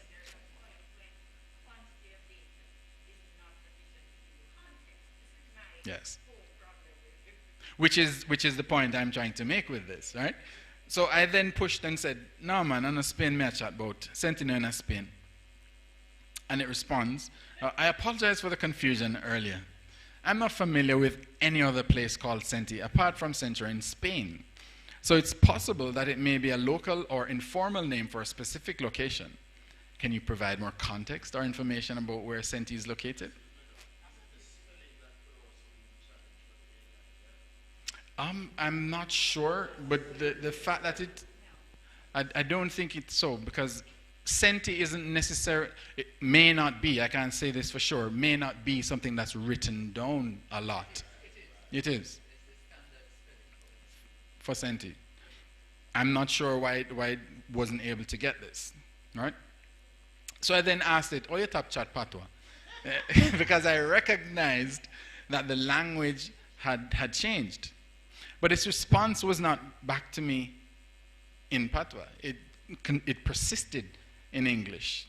And it said, as an AI language model, I've been trained on large data sets of text from various sources, including Jamaican patois. This allows me to generate responses in patois as well as many other languages. However, please note that my proficiency in patois may not be perfect, and I may make mistakes or produce unnatural phrasing from time to time. I decided to have some fun with it, right? To ask me why to speak spoke with me. And it persisted in English. But my point is this. This is an engineering marvel. It's objectively accurate due to certain measures that are used in speech and language technologies to measure accuracy. Because it understood, it gave a response. When it came to the limit of its knowledge due to lack of context, it said so. And it allowed me to then make a decision about what to do.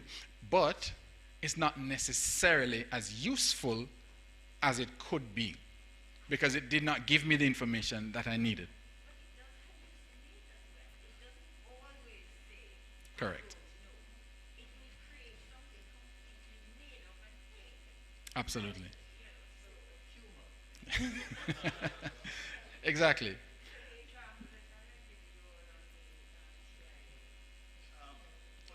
Yes.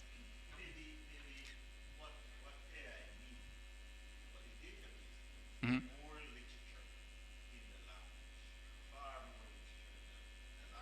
Mm-hmm.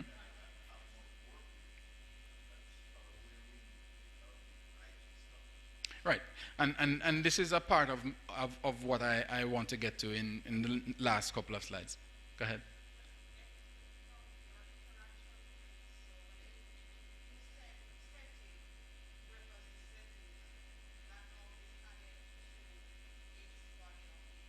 Absolutely. So your interactions make it better. So you are essentially training ChatGPT for OpenAI every time you use it, and you assert that something is correct or something is wrong, then it actually continues to develop its capacity using that information. So did you tell it that sentence? I didn't. I was a little bit mean. I was pressed for time, so I didn't continue the conversation. But it highlights both the value and the potential pitfall that that exists with using these tools, which is what I really wanted to highlight here. And also, we need to understand that all languages, Jamaican included, are dynamic. And so we cannot train a system and leave it there. We have to continually improve on it. Otherwise, the tool will become obsolete. So, my final thoughts here. Speech and language technologies can help us to unlock the significant latent power in Jamaican. We don't have to wait for standardization. We don't have to wait for the powerful to make Jamaican powerful. We can do it using the technology. We need to continue to increase the volume of linguistic resources. We need a lot more translations into Jamaican. We need a lot more written Jamaican. We need a lot more recorded spoken Jamaican in order to build more tools that can help with this process. And we have to continue to increase the capacity in speech and language technologies. I'm doing my part. Our research group is doing its part. And we're working with the Jamaica Language Unit to make that a collaborative, cross-disciplinary approach. We know that we don't have the answers, all the answers as technologists, and so we're reaching out to those people who do have some of the answers that we need. And this is a call for additional collaboration and support as we move forward, because we're not simply talking about this and leaving it for others to do. We're actively engaged in doing it and making it reality. So thank you all for your attention.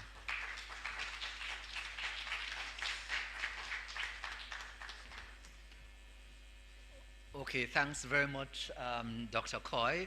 Could we give all our presenters a round of applause again? I thought they did very well. I could not pay them for that, which is why I did not. So it's well appreciated. There's something that came out in Dr. Coy's presentation. This is his interaction with ChatGPT. That thing about the model switching to English, we could say when it became uncomfortable. So it switched to the language in which it is most comfortable. And this is really not very different from what happens on the ground. And I normally say to people, especially in relation to the Cassidy JLU writing system, which a lot of people are uneasy about, are scared of, especially for people who have become very accustomed to an English way of writing. And what I normally say to them is that that little discomfort you are feeling, could you now understand the discomfort that monolingual speakers of Jamaican have felt all their lives when the society asks them to operate in a language that they do not feel comfortable in? So this is where we are. So the normal thing in this sort of context is to allow the audience to go to town in asking questions, etc. The speakers will have, we will have a publication coming out of this event. I can announce it from now, and I'm announcing it to place the presenters under pressure to produce in time. That book will have all three presentations. It will have an introduction by myself, and it will have an epilogue or postscript by Professor Hubert Devonish. And so for all of the people who have questions, when that book comes out, and it will hopefully be published by Language Science Press, the Society for Caribbean Linguistics has a book series called Studies in Caribbean Languages. That's where it will be published. It's open access. There's no cost to the reader. When it's published there, then all the people who have questions can write their papers in response to those. But I'm going to invite Professor Devonish to come. I did say at the beginning that we have work to do. So I don't want us to spend all of the time with the back and forth.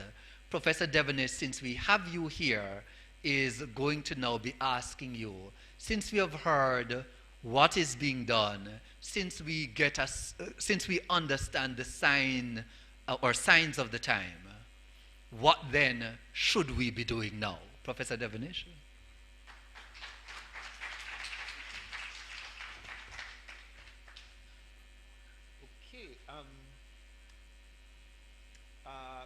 Okay, Joseph has been slightly confused, but I think I'll organize this, right? What I will do, first of all, is give you a very quick, the broader context, because it's very good. We've had the three presentations where everybody, Kadian, Andre, right, and the third presentation by Rohan, they all focused very much on applications. How, the way forward, what do we do in relation to technology? In Kadian's case, she was working with the road safety people and so on. Rohan is talking about the translation work that he was doing with JLU and so on. But in a way, we're kind of stranded because, yes, we're doing all this work. University people doing little bits and pieces, and we've been doing that for quite a while. And of course, reference was made to the education system. But precisely at the national level, because ultimately, this is a matter that requires the intervention of the state. We can continue to do our little bits and pieces for years, and we recognize that that is important, but where is the Jamaican state at this point? Because ultimately, the resources to get this thing to target and to benefit the population of Jamaica requires the involvement of the state, which is why the JLU was originally set up in response to a joint select committee of parliament request that we do this work and report back to parliament, which we did attempt to do, but by the time we attempted to do that, it was a new parliament, they weren't interested, and we have drifted ever since, right? But even though that particular line to get parliament to move on the Charter of Rights it didn't work out, right? Something else happened, which was that the activities, well, it's a mix. Changes in language attitude, as well as the activities of the JLU and other language activists associated and not associated with the JLU, all of that created a set of changes. Obviously, the translation of the New Testament, now the Old Testament translations, the Jehovah's Witness is very active and so on. what I had been hoping to do to introduce this session was to have them play a 2.5-minute video that is on the Facebook page of the Minister of Culture, Babsy Grange. She is actually listed on the video as the executive producer. And on it, there are 6 people doing bits of the, the crucifixion story, right, for Holy Week. And but what is important about it, notice, Babsy Grange is the executive producer. On it is featured Babsy Grange herself, as well as Terry Long, the junior minister of thing. He's Minister of State, yes. Well, same thing. Minister of State, I asked him before. Yeah. All right. And it also featured the Prime Minister's wife. Okay? Now you might say, okay, trivial. Yeah, okay, that everybody likes to do a little part every now and then, Christmas, Good Friday, and so on and so forth. Now, the next thing about it, that they were reading from the New Testament, or pretending to do so, right? Because we don't, that's the thing. And at the same time, the subtitles in the Cassidy Jelly writing system. Now, yes, interesting, but now you've got 3 people associated with the government in varying capacities. The Prime Minister's wife is also a parliamentarian. We've got a Minister of State, Minister of State, I got it right this time, right? Good. And we also had the Minister of Culture, right? And yet, for somebody looking on, you don't quite get it. But so I'll give you it right now. We were part of the Miss Lou centenary, whatever, right? And part of what happened was that the Minister of Culture at the time contacted me and the JLU about the issue of, in that year, they were going to make a statement in Parliament in the sectoral debate on the importance of making Jamaica, I think, what they call the national language, okay? And they wanted input from us as to exactly how it would be phrased and so on. Now, they eventually did include that issue in the sectoral debate, I think, in August of 2019. And this was in the middle of the Miss Lou anniversary. They then discussed the matter of about doing a cabinet paper, and then a cabinet paper is a very big, an official document that is going to, in a sense, represent government policy. And after some talk, they said, well, we're going to start with a cabinet note. And various of us, we drafted a cabinet note. And this is in the middle of 2 things happening, this Lou anniversary and the campaign the public campaign for signatures for the granting of official status to the Jamaican language that was on the office of the Prime Minister's website. So we are doing a big national campaign. And the minister is going forward with a cabinet note, which is this preliminary to a cabinet paper. Well, we don't know exactly what went on in the cabinet, but we can interpret the minister's response that she got a very serious negative response from the Prime Minister. We nevertheless, on International Human Rights Day, had a symposium about the Jamaican language. We invited every member of parliament and so on and stuff. We only got 1 member of parliament, but the minister didn't come, but she sent a representative who said she was a representative and who spoke to me privately and who told me that the message was to continue the efforts and that there were particular people that we should approach, right, within the government because they were favorable. The names that were called were the other 2 people that appeared on the video, okay?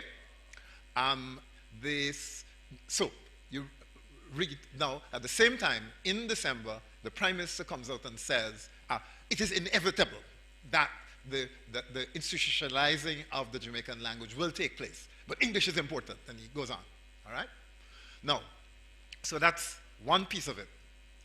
The other piece, of course, is that for anybody who has been following the thing, that the opposition spokesperson on education in Parliament in, I think, August last year, anyway, sometime last year, made an explicit statement about the role of the Jamaican language as part, but of course, that it must assume an equal place within the education system, but then they always say, in order to learn English.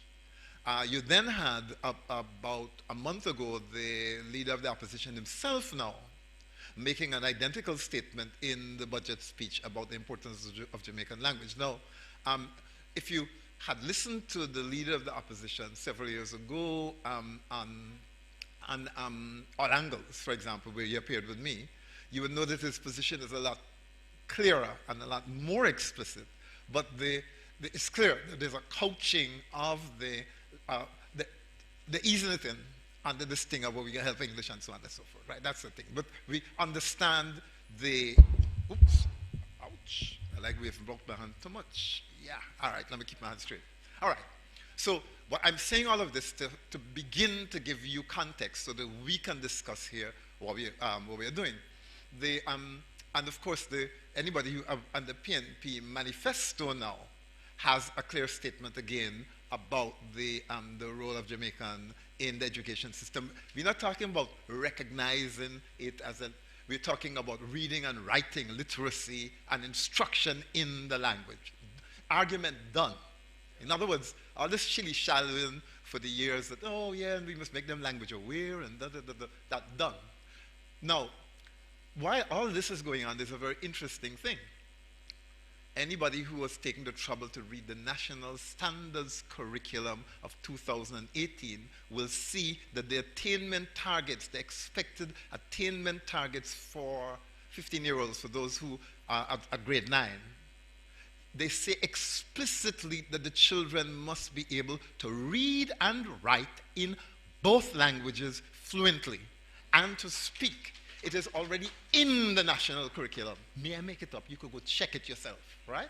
And has been there. Now, there's an irony here, because even though it's dead, it looks like the people in Ministry of Education themselves don't know that, right? But it's there, right? And you can think. And for every single grade, I did a kind of word count. Wherever in the curriculum English is mentioned or SJ is mentioned, either Jamaican Creole or home language is mentioned. The count is that 86% of the time when English is mentioned, the other languages are mentioned too. And when English isn't mentioned, when Jamaican isn't mentioned, it is because they're specifically targeting something related to English. But all the skills, the expected skills are the same. The problem with the National Standards Curriculum, however, is that it tells you how to achieve the specific objectives for English. You will see something like children are supposed to learn the various forms of the verb to be. But obviously, Jamaican art forms of so you say, well, with the equivalent for Jamaican, there. You know, there, right? We got to deal with that.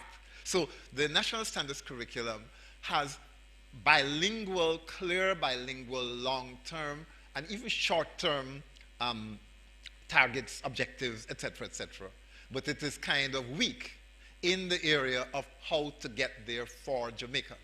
But the objective is clear. In other words, we are now in a situation where national education policy has been for 5 years to produce fully bilingual and biliterate children with both languages being the medium of instruction. The fact that this is probably news to most of you is interesting in and of itself.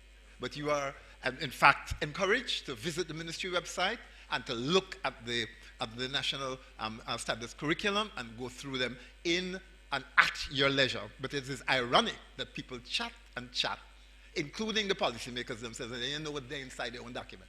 All right, good. Now, moving forward rapidly, because I need to give you a lot of background information that you probably don't have, so that, in fact, you can now kind of figure out what we're at, all right? The challenge then for us is in relation to the education system in particular, how to move from what they say they want to do, but they have not, or rather inadequately equipped the system to do. They haven't trained the teachers, etc., etc. Well, the specifics are that in relation to one set, we have been approached by a religious body that controls a large number of schools in Jamaica, both privately owned and the ones that are primary schools and so on. And their request was in fact to implement bilingual education. And we said to them, yeah, but you have to do that very radical in the national standards curriculum already. So what you're doing is you just implement what they did. So what we are in the process of doing, and I think, Joseph, you owe me owe me a report. I know I have to give you the references, but we have a master's degree program in bilingual delivery, right? That is designed not just for Jamaica, but for the Caribbean, that is in the process of being sorted out and approved. But the program is designed such that the teachers produce their own teaching materials. In other words, we will implement bilingual, or the target is to implement bilingual education in the Jamaican context by having the teachers do it themselves as part of, right, as part of formally, so they're getting a degree, but at the same time they need to do what we tell them to do. So there's a course on the production of Jamaican language material in specialist disciplines like mathematics. So you have to think, so the teachers are going to do it. But the number of teachers we are targeting for this particular religious denomination is 10,000 teachers. We can't do it.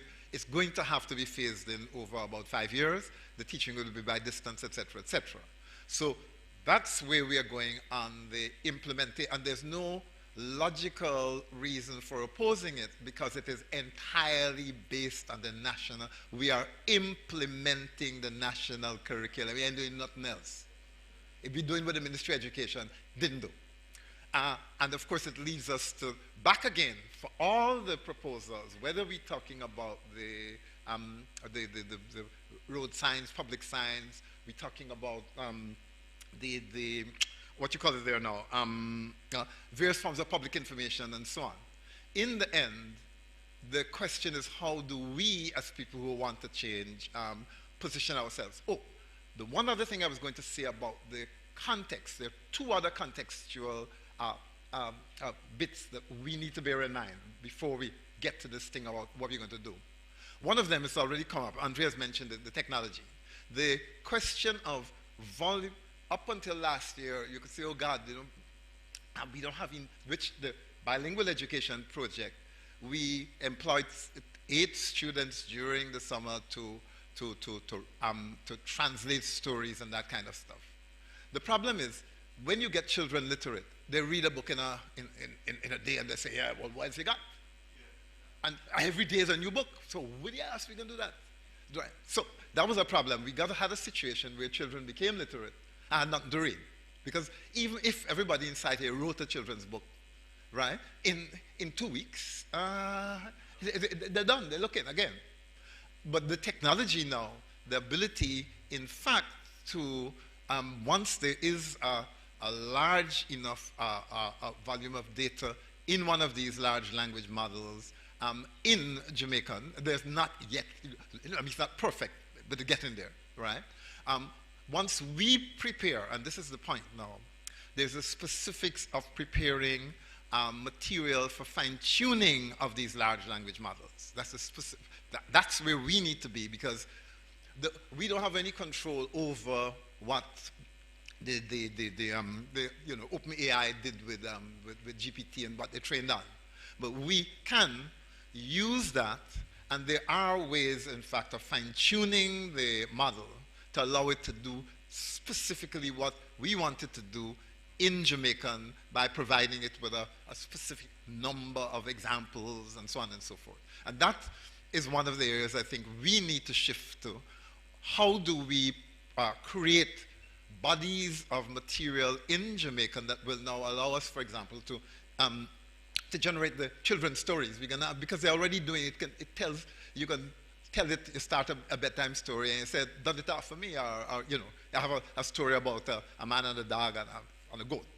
And it will tell you a story, and then you can ask it to extend the story again, and so on and so forth. So it has the ability to do narratives. And so we can, with proper fine-tuning of the models, produce endless amounts of material for children, number one.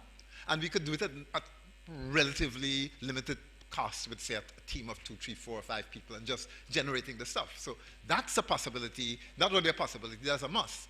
And those, the reading material and the textbooks were the big issue. They say, we can't do it because we can't afford it. The technology has made it extremely affordable. That's one part of it. And the other thing is the international context. The international context, if you're following anything that is going on internationally, the trend towards de-dollarizing, the shift towards the consolidation of the Eurasian political thing there, particularly with China, Russia, and so on and so forth. You realize, and the banking crisis, you realize that there is a shift in the center of the world, and it is taking place fast. Not years, but in the weeks, we see this thing happening. There's something else that happened that would have missed people.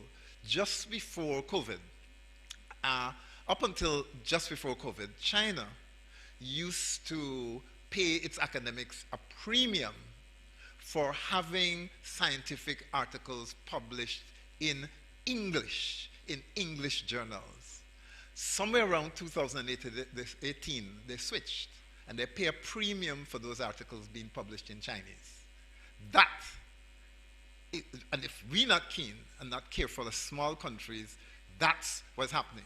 Add to that, obviously, the drive towards diversity and the development of the indigenous languages decade, et cetera, et cetera.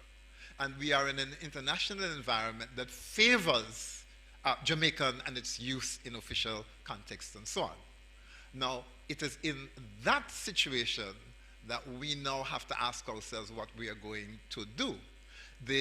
I've already outlined to you for the education system that the proposal is that we will be implementing via training, since I think 90% of the teachers in the schools in question already have a university degree. The idea of giving them a master's in bilingual or dual language makes sense. But we do have a problem. We're trying to do implementation on the trot institutionally, et cetera, et cetera.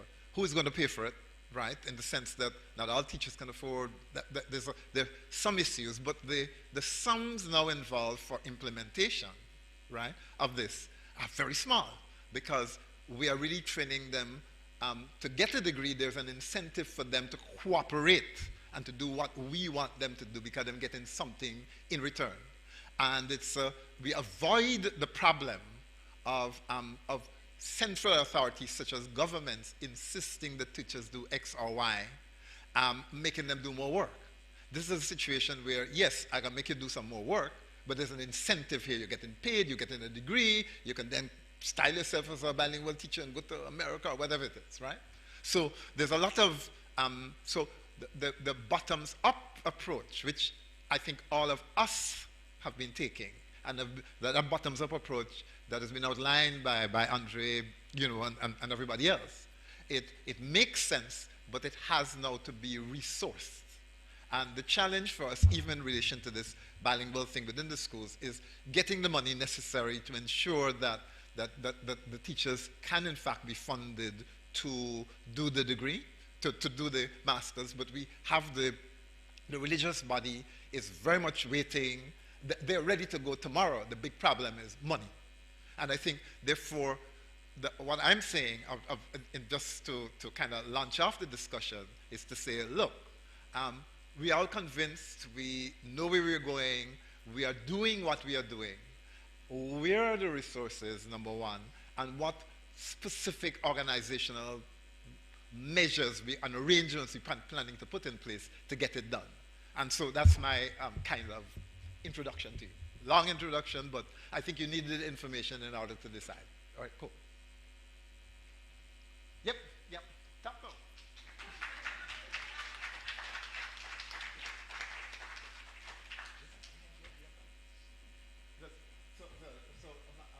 The drill. Then supposed to talk now. So you're supposed to kind of take now. Okay, cool.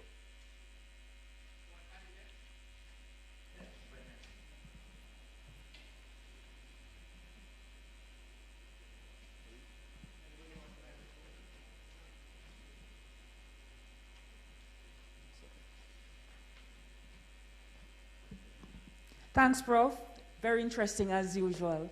I wondered about the collaboration in your efforts to train teachers. Is there collaboration with teacher training institutions to have this done? Yes. I am a humble retiree. I am a humble retiree who functions as a servant of the Guyana Languages Unit. It's not Guyana, actually, no, but it's true, I also, there is something called the Guyana Languages Unit that I am also associated with. This is Freudian slip, the Jamaican Language Unit.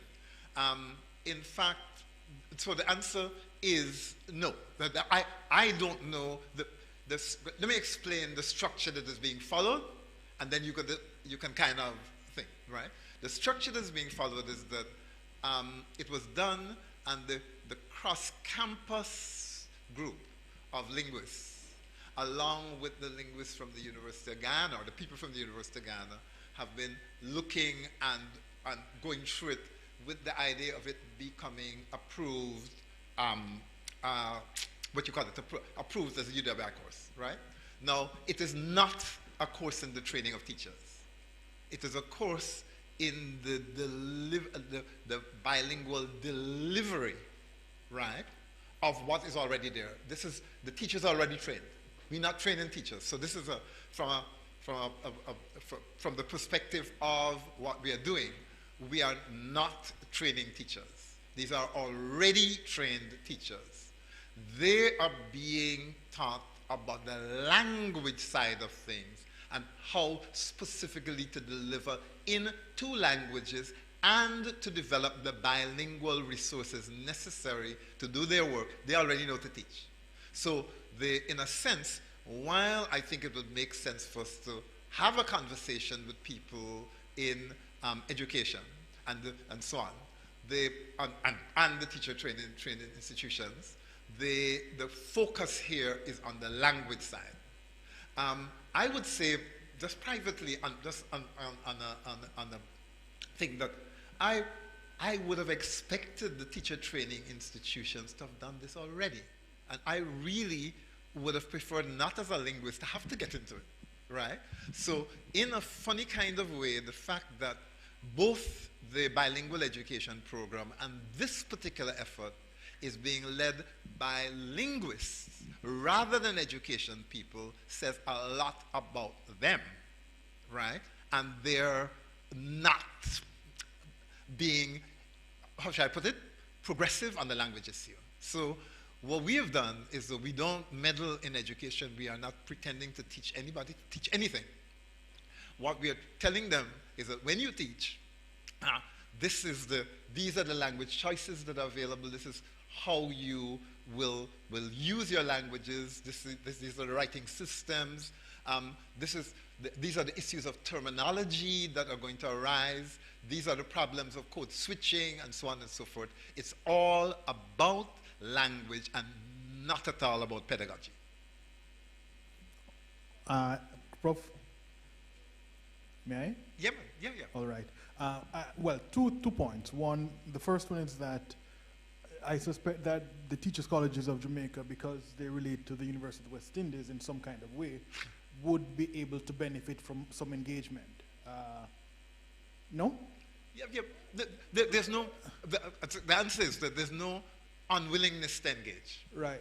But the structure of the thing has been that, well, speaking subjectively now, right, is that me as a linguist have never got, when we came in here to announce the bilingual education project. We invited other people from education, and there was at best a lukewarm response. Okay? And to the best of my knowledge, the people in education are stuck on language awareness. This is bilingual. This ain't no compromise, no thing about be aware about nothing. This is hard line, 2 languages equal, right in everything. Hard line. Yes. They're not ready for that. Or maybe they are now, but they weren't ready when last week I checked. But, okay? but Prof, remember that the education system in Jamaica needs to be decolonized, right? Big time. So that's one part of the issue. The next thing I wanted to talk about, though, was the fact that you're talking about resource material creation. So you are perhaps going to need, and I'm wondering to what extent you have this covered, you are going to need people to design material, develop content, and so on. Have you been engaging, say, a Carimac or any of the other entities on the campus around that kind of thing? Because the intent is that the teachers themselves, because we've had experience, we produced, we actually took to the ministry in 2009, I think, when the current Prime Minister was Minister of Education. We were invited to present to their senior policy advisory group, and we carried to them all of the teaching materials that had been developed for the project as part of the thing. And all of that had been developed by the teachers themselves. We are working a model that is resource efficient. We are saying, let the teachers develop and design the materials in the course of their course. They use them, they work as groups and collaborate. In other words, we're going to prepare materials for lesson X. And they will collaborate and create something for the course. But they're doing it for their class as well. And in fact, they have to report on the children's response to this bilingual material that they've produced. So we're using the model of the course itself to produce the materials rather than having a materials development group that does these things, right? So that's the model and that was the model that was used with the bilingual education project. Now, obviously, at some point in terms of the technical side, that's money, brethren. Meaning that somebody had to find in the end, to polish it off, and when you're going to get it ready for thing and so on and so forth, right? But I suppose maybe my personal perspective, Joseph can speak, right? Yeah. That when you need to move quickly, you can't move in a crowd, right? I know that when you want to go far, you have to go together. But I think at this particular point, what is challenging us right now is that we are possibly one election away from a government saying to us, make the damn thing official and get on with it. And we're going to say, yeah, but you never think, and so they said, just get on with it. So you understand, that's the mindset, which may, and I appreciate the point both you and Nicole are making. I'm not dismissing it. Right. We need to collaborate, right? And we need to use all of our collective resources. But I was just doing an explanation of the kind of one-man thing that in a situation, if you wait for them people, you'll never move. Yeah, man, but I think I've moved away from the moving with the crowd kind of argument to the technical competencies that will be delivered to the teachers. And I'm suggesting that even if you are not going to be collaborating with, say, a Carimac, and you are asking the teachers to develop the material in their classes, there are some technical competencies that you would also want those teachers to be able to learn and develop beyond what they would have learned about making charts and so on in Teachers College. Yeah, I agree. That's where I wanted to have that part of the discussion go. And what I would do is, and Joseph, as the technical quality oversight man, make a note of that because we have to include it in the. So in other words, we actually have a real program, master's program, that's now in the process of things. So anything you say can go down in it. So Joseph, make a note. Right.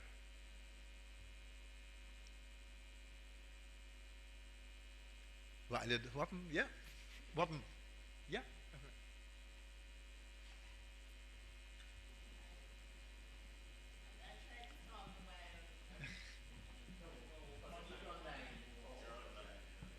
Good afternoon. I'm sorry to be late, but I was listening online, so I heard all the presentations.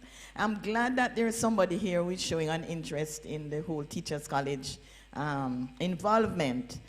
As a retired teacher trainer, years ago, when the ministry has a way of getting the things, getting money, developing materials and everything, and then they come to a staff meeting and present it to the Teachers College. It happened with the Rose program. And then we started asking questions, and they had to go back to the drawing board and put in some things that they hadn't thought about. So I am so glad that there's somebody here who is alert about the whole Teachers College involvement from the beginning. That has to be done. The ministry, once they accept, they are going to put on blinkers, get money, and do a whole heap of things, and then come and say, these are the things that we have done. So now you implement it. So I'm glad for that. Okay. What I would say is, I mean, I'm learning, and I think Joseph, who's a collaborator, hopefully we're definitely learning the issue of the teachers' colleges and how to integrate them, given that they are not at the forefront. Given that, so how do we, well, maybe I should ask Nicole, how do we, as people who want to get the changes, and Nicole, you worked at the bilingual education projects, you know what I'm talking about, right? But now you are in the teacher, training institution environment. How do we engage an institution like the one that you might be connected with in this? Right, so you already have key stakeholders in these places. You have trained, the UA has trained people and you have sent them out. And they are in key positions to work. If you think the language department of one institution that is on Morosco Road, you have a key person there who is the head of department. You've always told us that if you want to effect change, then you start with the people that you know. They are already converted. So, Joseph, take it away. And I think what I will say is that what we will do is, given that scolding that I just received, that as soon as I'm going to ask JLU to convene a meeting of our colleagues and associates at the teachers' colleges, right? To explain to them what is happening, to circulate the draft to them and get their involvement. Okay? I'm duly punished and I am repentant. Yeah, okay.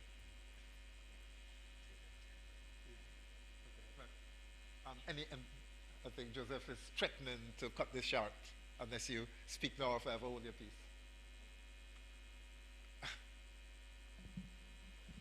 I also wondered about one of the presentations and the translations. It was what Kadia was doing.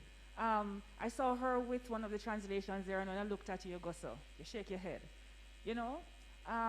For that part of the work, where are we in terms of getting people's perceptions about, whether or not they like these translations or not, they're accepted or not? Where are we with that?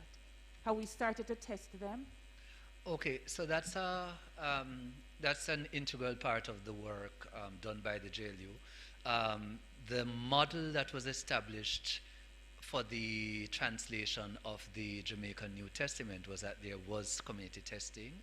That project was with Bible Society of the West Indies. I'm happy to report that with the translation of the Old Testament into Jamaican, which is spearheaded by Wycliffe Caribbean, we are continuing that model where we go to the community, and if the books are short, the entire book is read, so people hear it and people get to say. So it's not just the JLU saying, yes, use that. But hear what? Even after it is finalized, people will still have issues with stuff. So you'll never have a perfect translation. And when I start the community sessions, I generally say to people, our role here, our intention here is to get a translation that nobody will be completely satisfied with, but everybody is okay with. And so it's a balance. So we will not skip that at all, and it's an important part of the work we do. I heard Kadian say that is in the works for the project they are doing. This is a plug for anybody looking for a PhD in linguistics, we need to get on with the work of creating terminology. And I have a project, essentially written, put down for medicine, for law, etc. For somebody to come in, create the terms, go out into the community and test, and then we put together the glossaries that will be used. So yes, the community is always at the forefront of what we do in the JLU.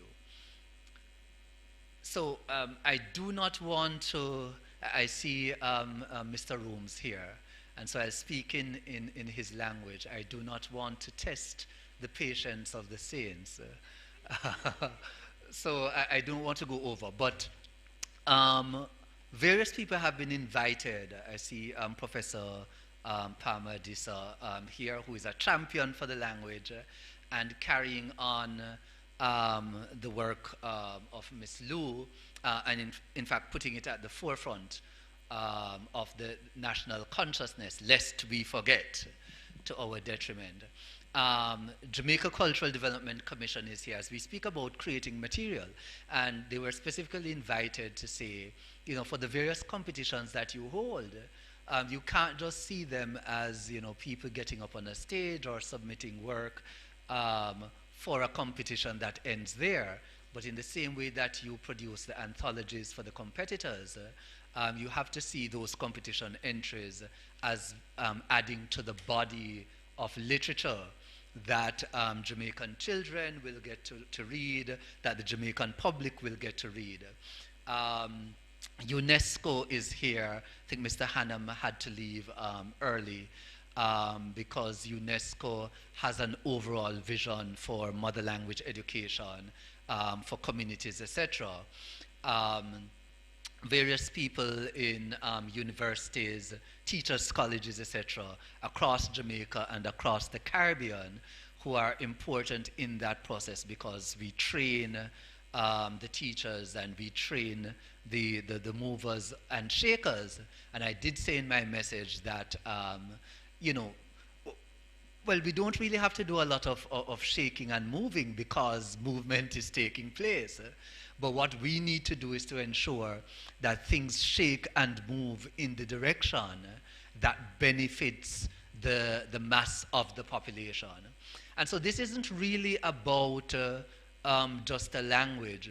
This is about the people who speak the language and what rights they have, how they get access to services in their own society, and how they get their voices heard.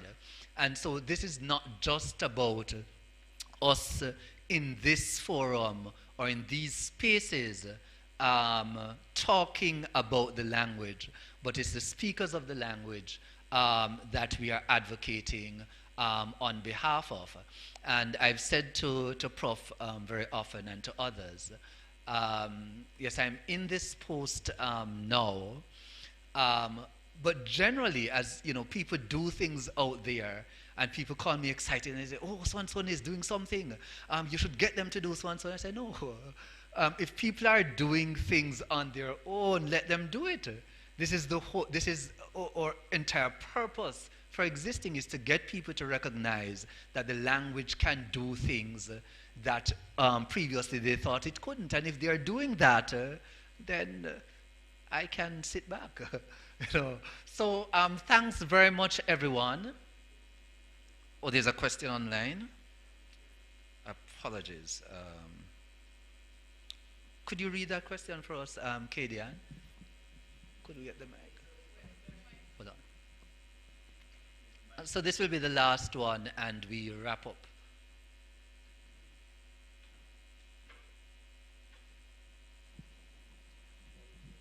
Okay, so the question is from Carrie Lee. How can we help outside of Jamaica? Can we get cohesive messaging to advocate in our own spaces abroad as well as in Jamaica? Okay, thanks much to Carrie Lee. And I must make a special plug for Carrie Lee. Sometimes I feel like Carrie Lee is the Jamaican language unit although she's not here, has been extremely supportive. Yeah, we are working on an overall plan. You'll meet the Jamaican language unit in a few minutes. The Jamaican language unit is really Susanna Campbell-Blagrove and myself. We do recognize and have partners out there. You saw some of those partners today presenting.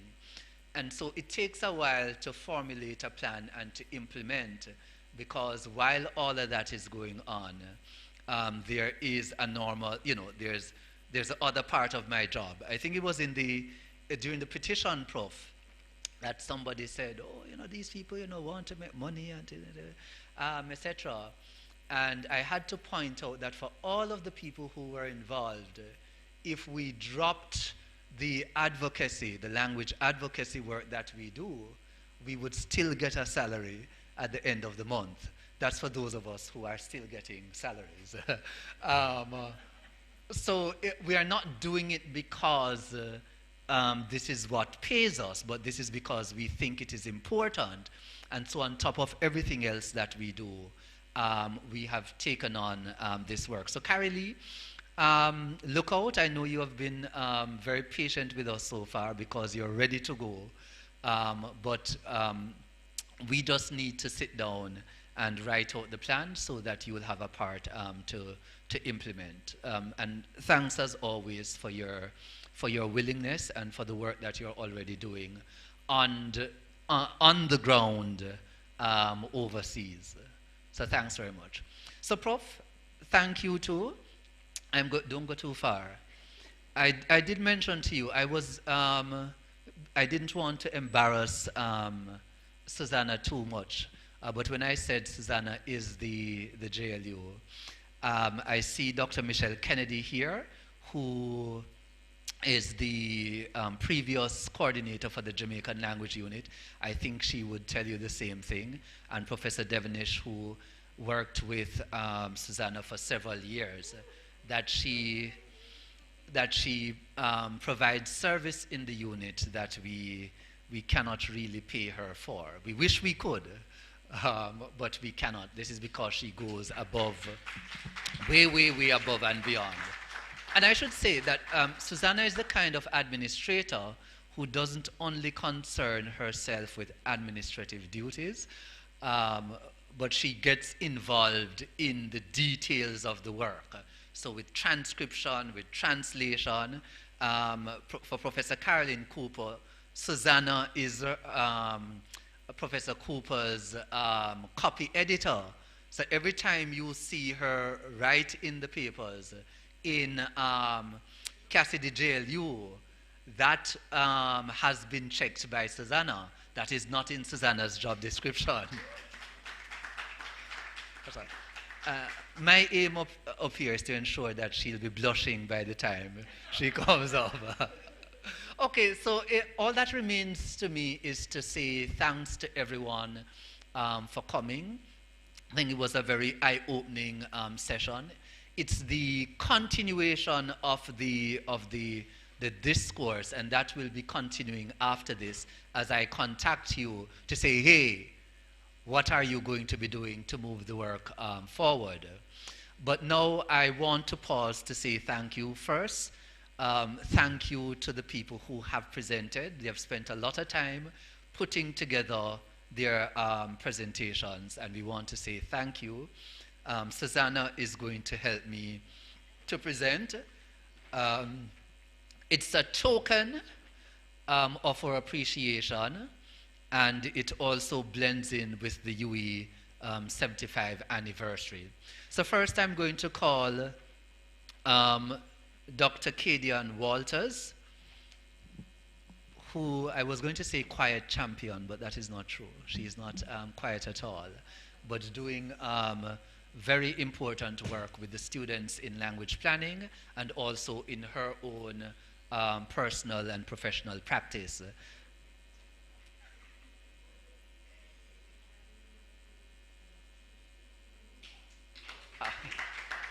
So to Dr. R. Anthony Lewis, who is my who is my collaborator, especially with some of the translation work that we do. Thanks very much.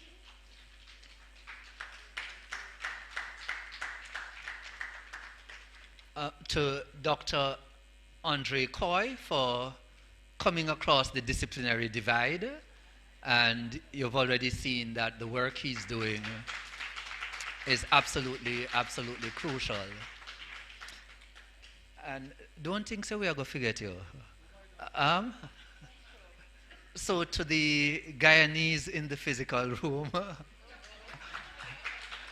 and I'm just putting that out there because some people believe you're a Trini. So thanks much, Professor Devonish.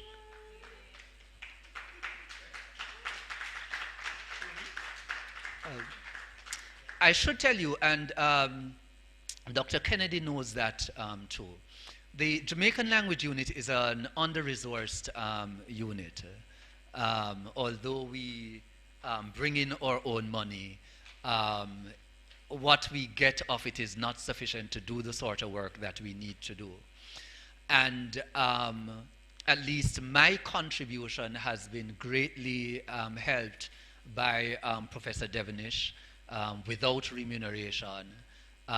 You know, I'm sure he has spent, you know, nights, days working on various things to allow me to do some of the other things that I need to do. And so it's appreciated.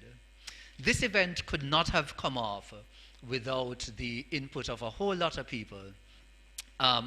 First and foremost, I want to mention, and I'm putting them up first, we have a set of interns, which is how the JLU is able to survive.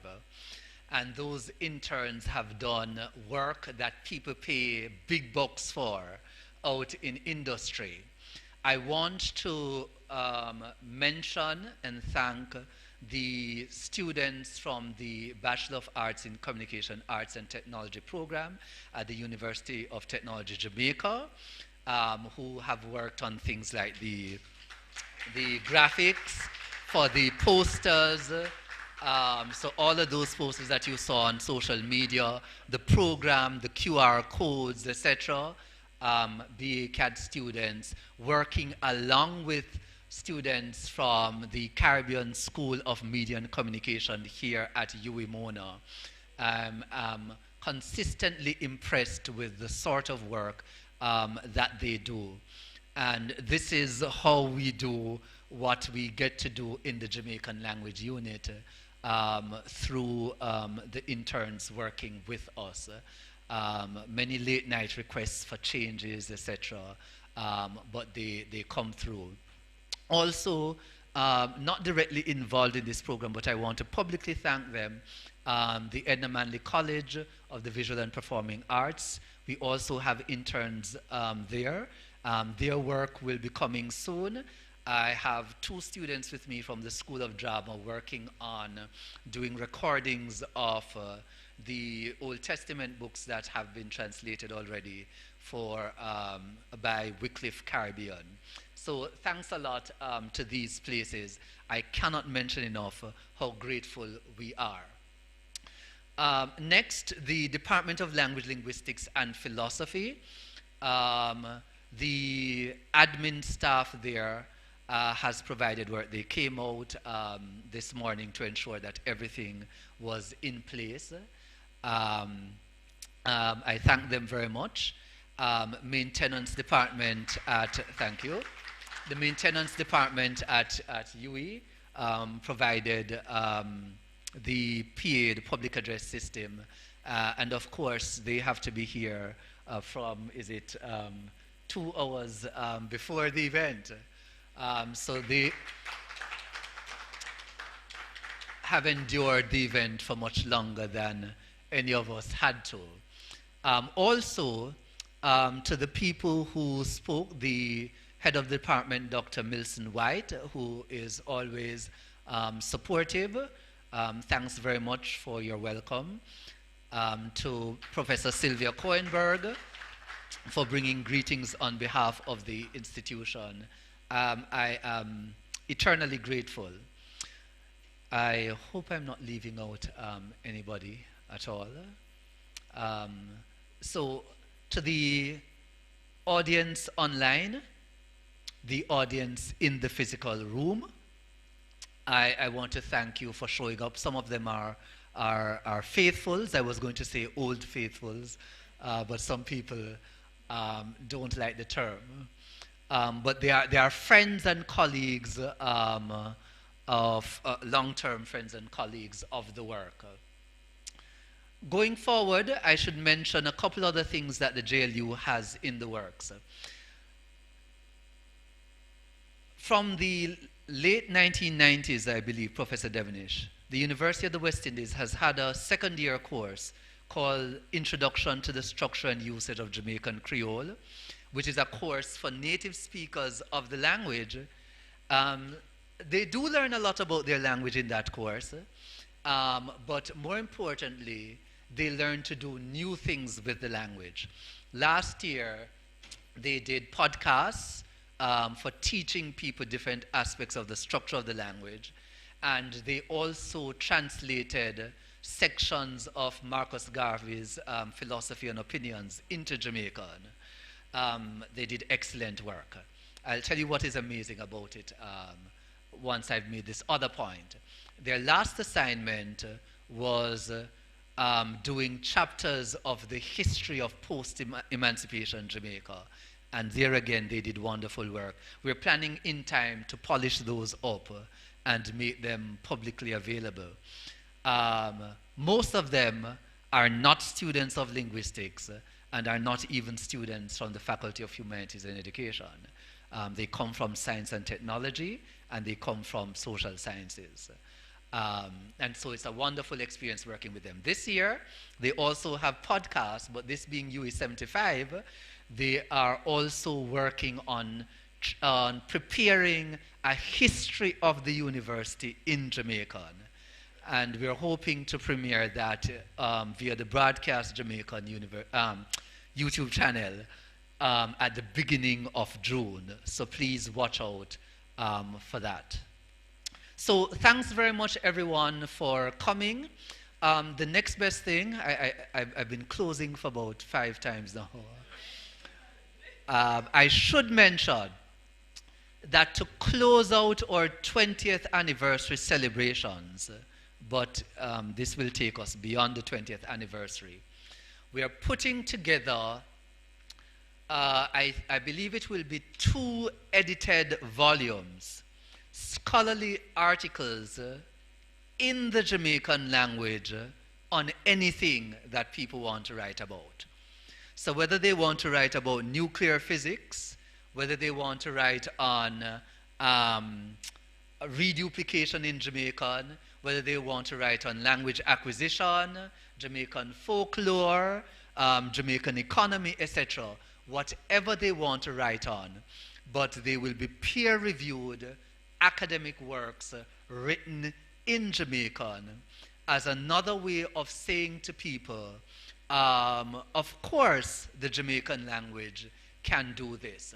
So please watch out for the call for papers. It will be co-edited by Dr. Rowan Lewis and Sashan Dixon and myself. Sashan Dixon is a PhD student in linguistics who has volunteered to work with us.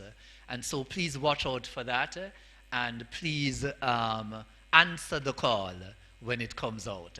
Thanks very much, and please enjoy the rest of your day.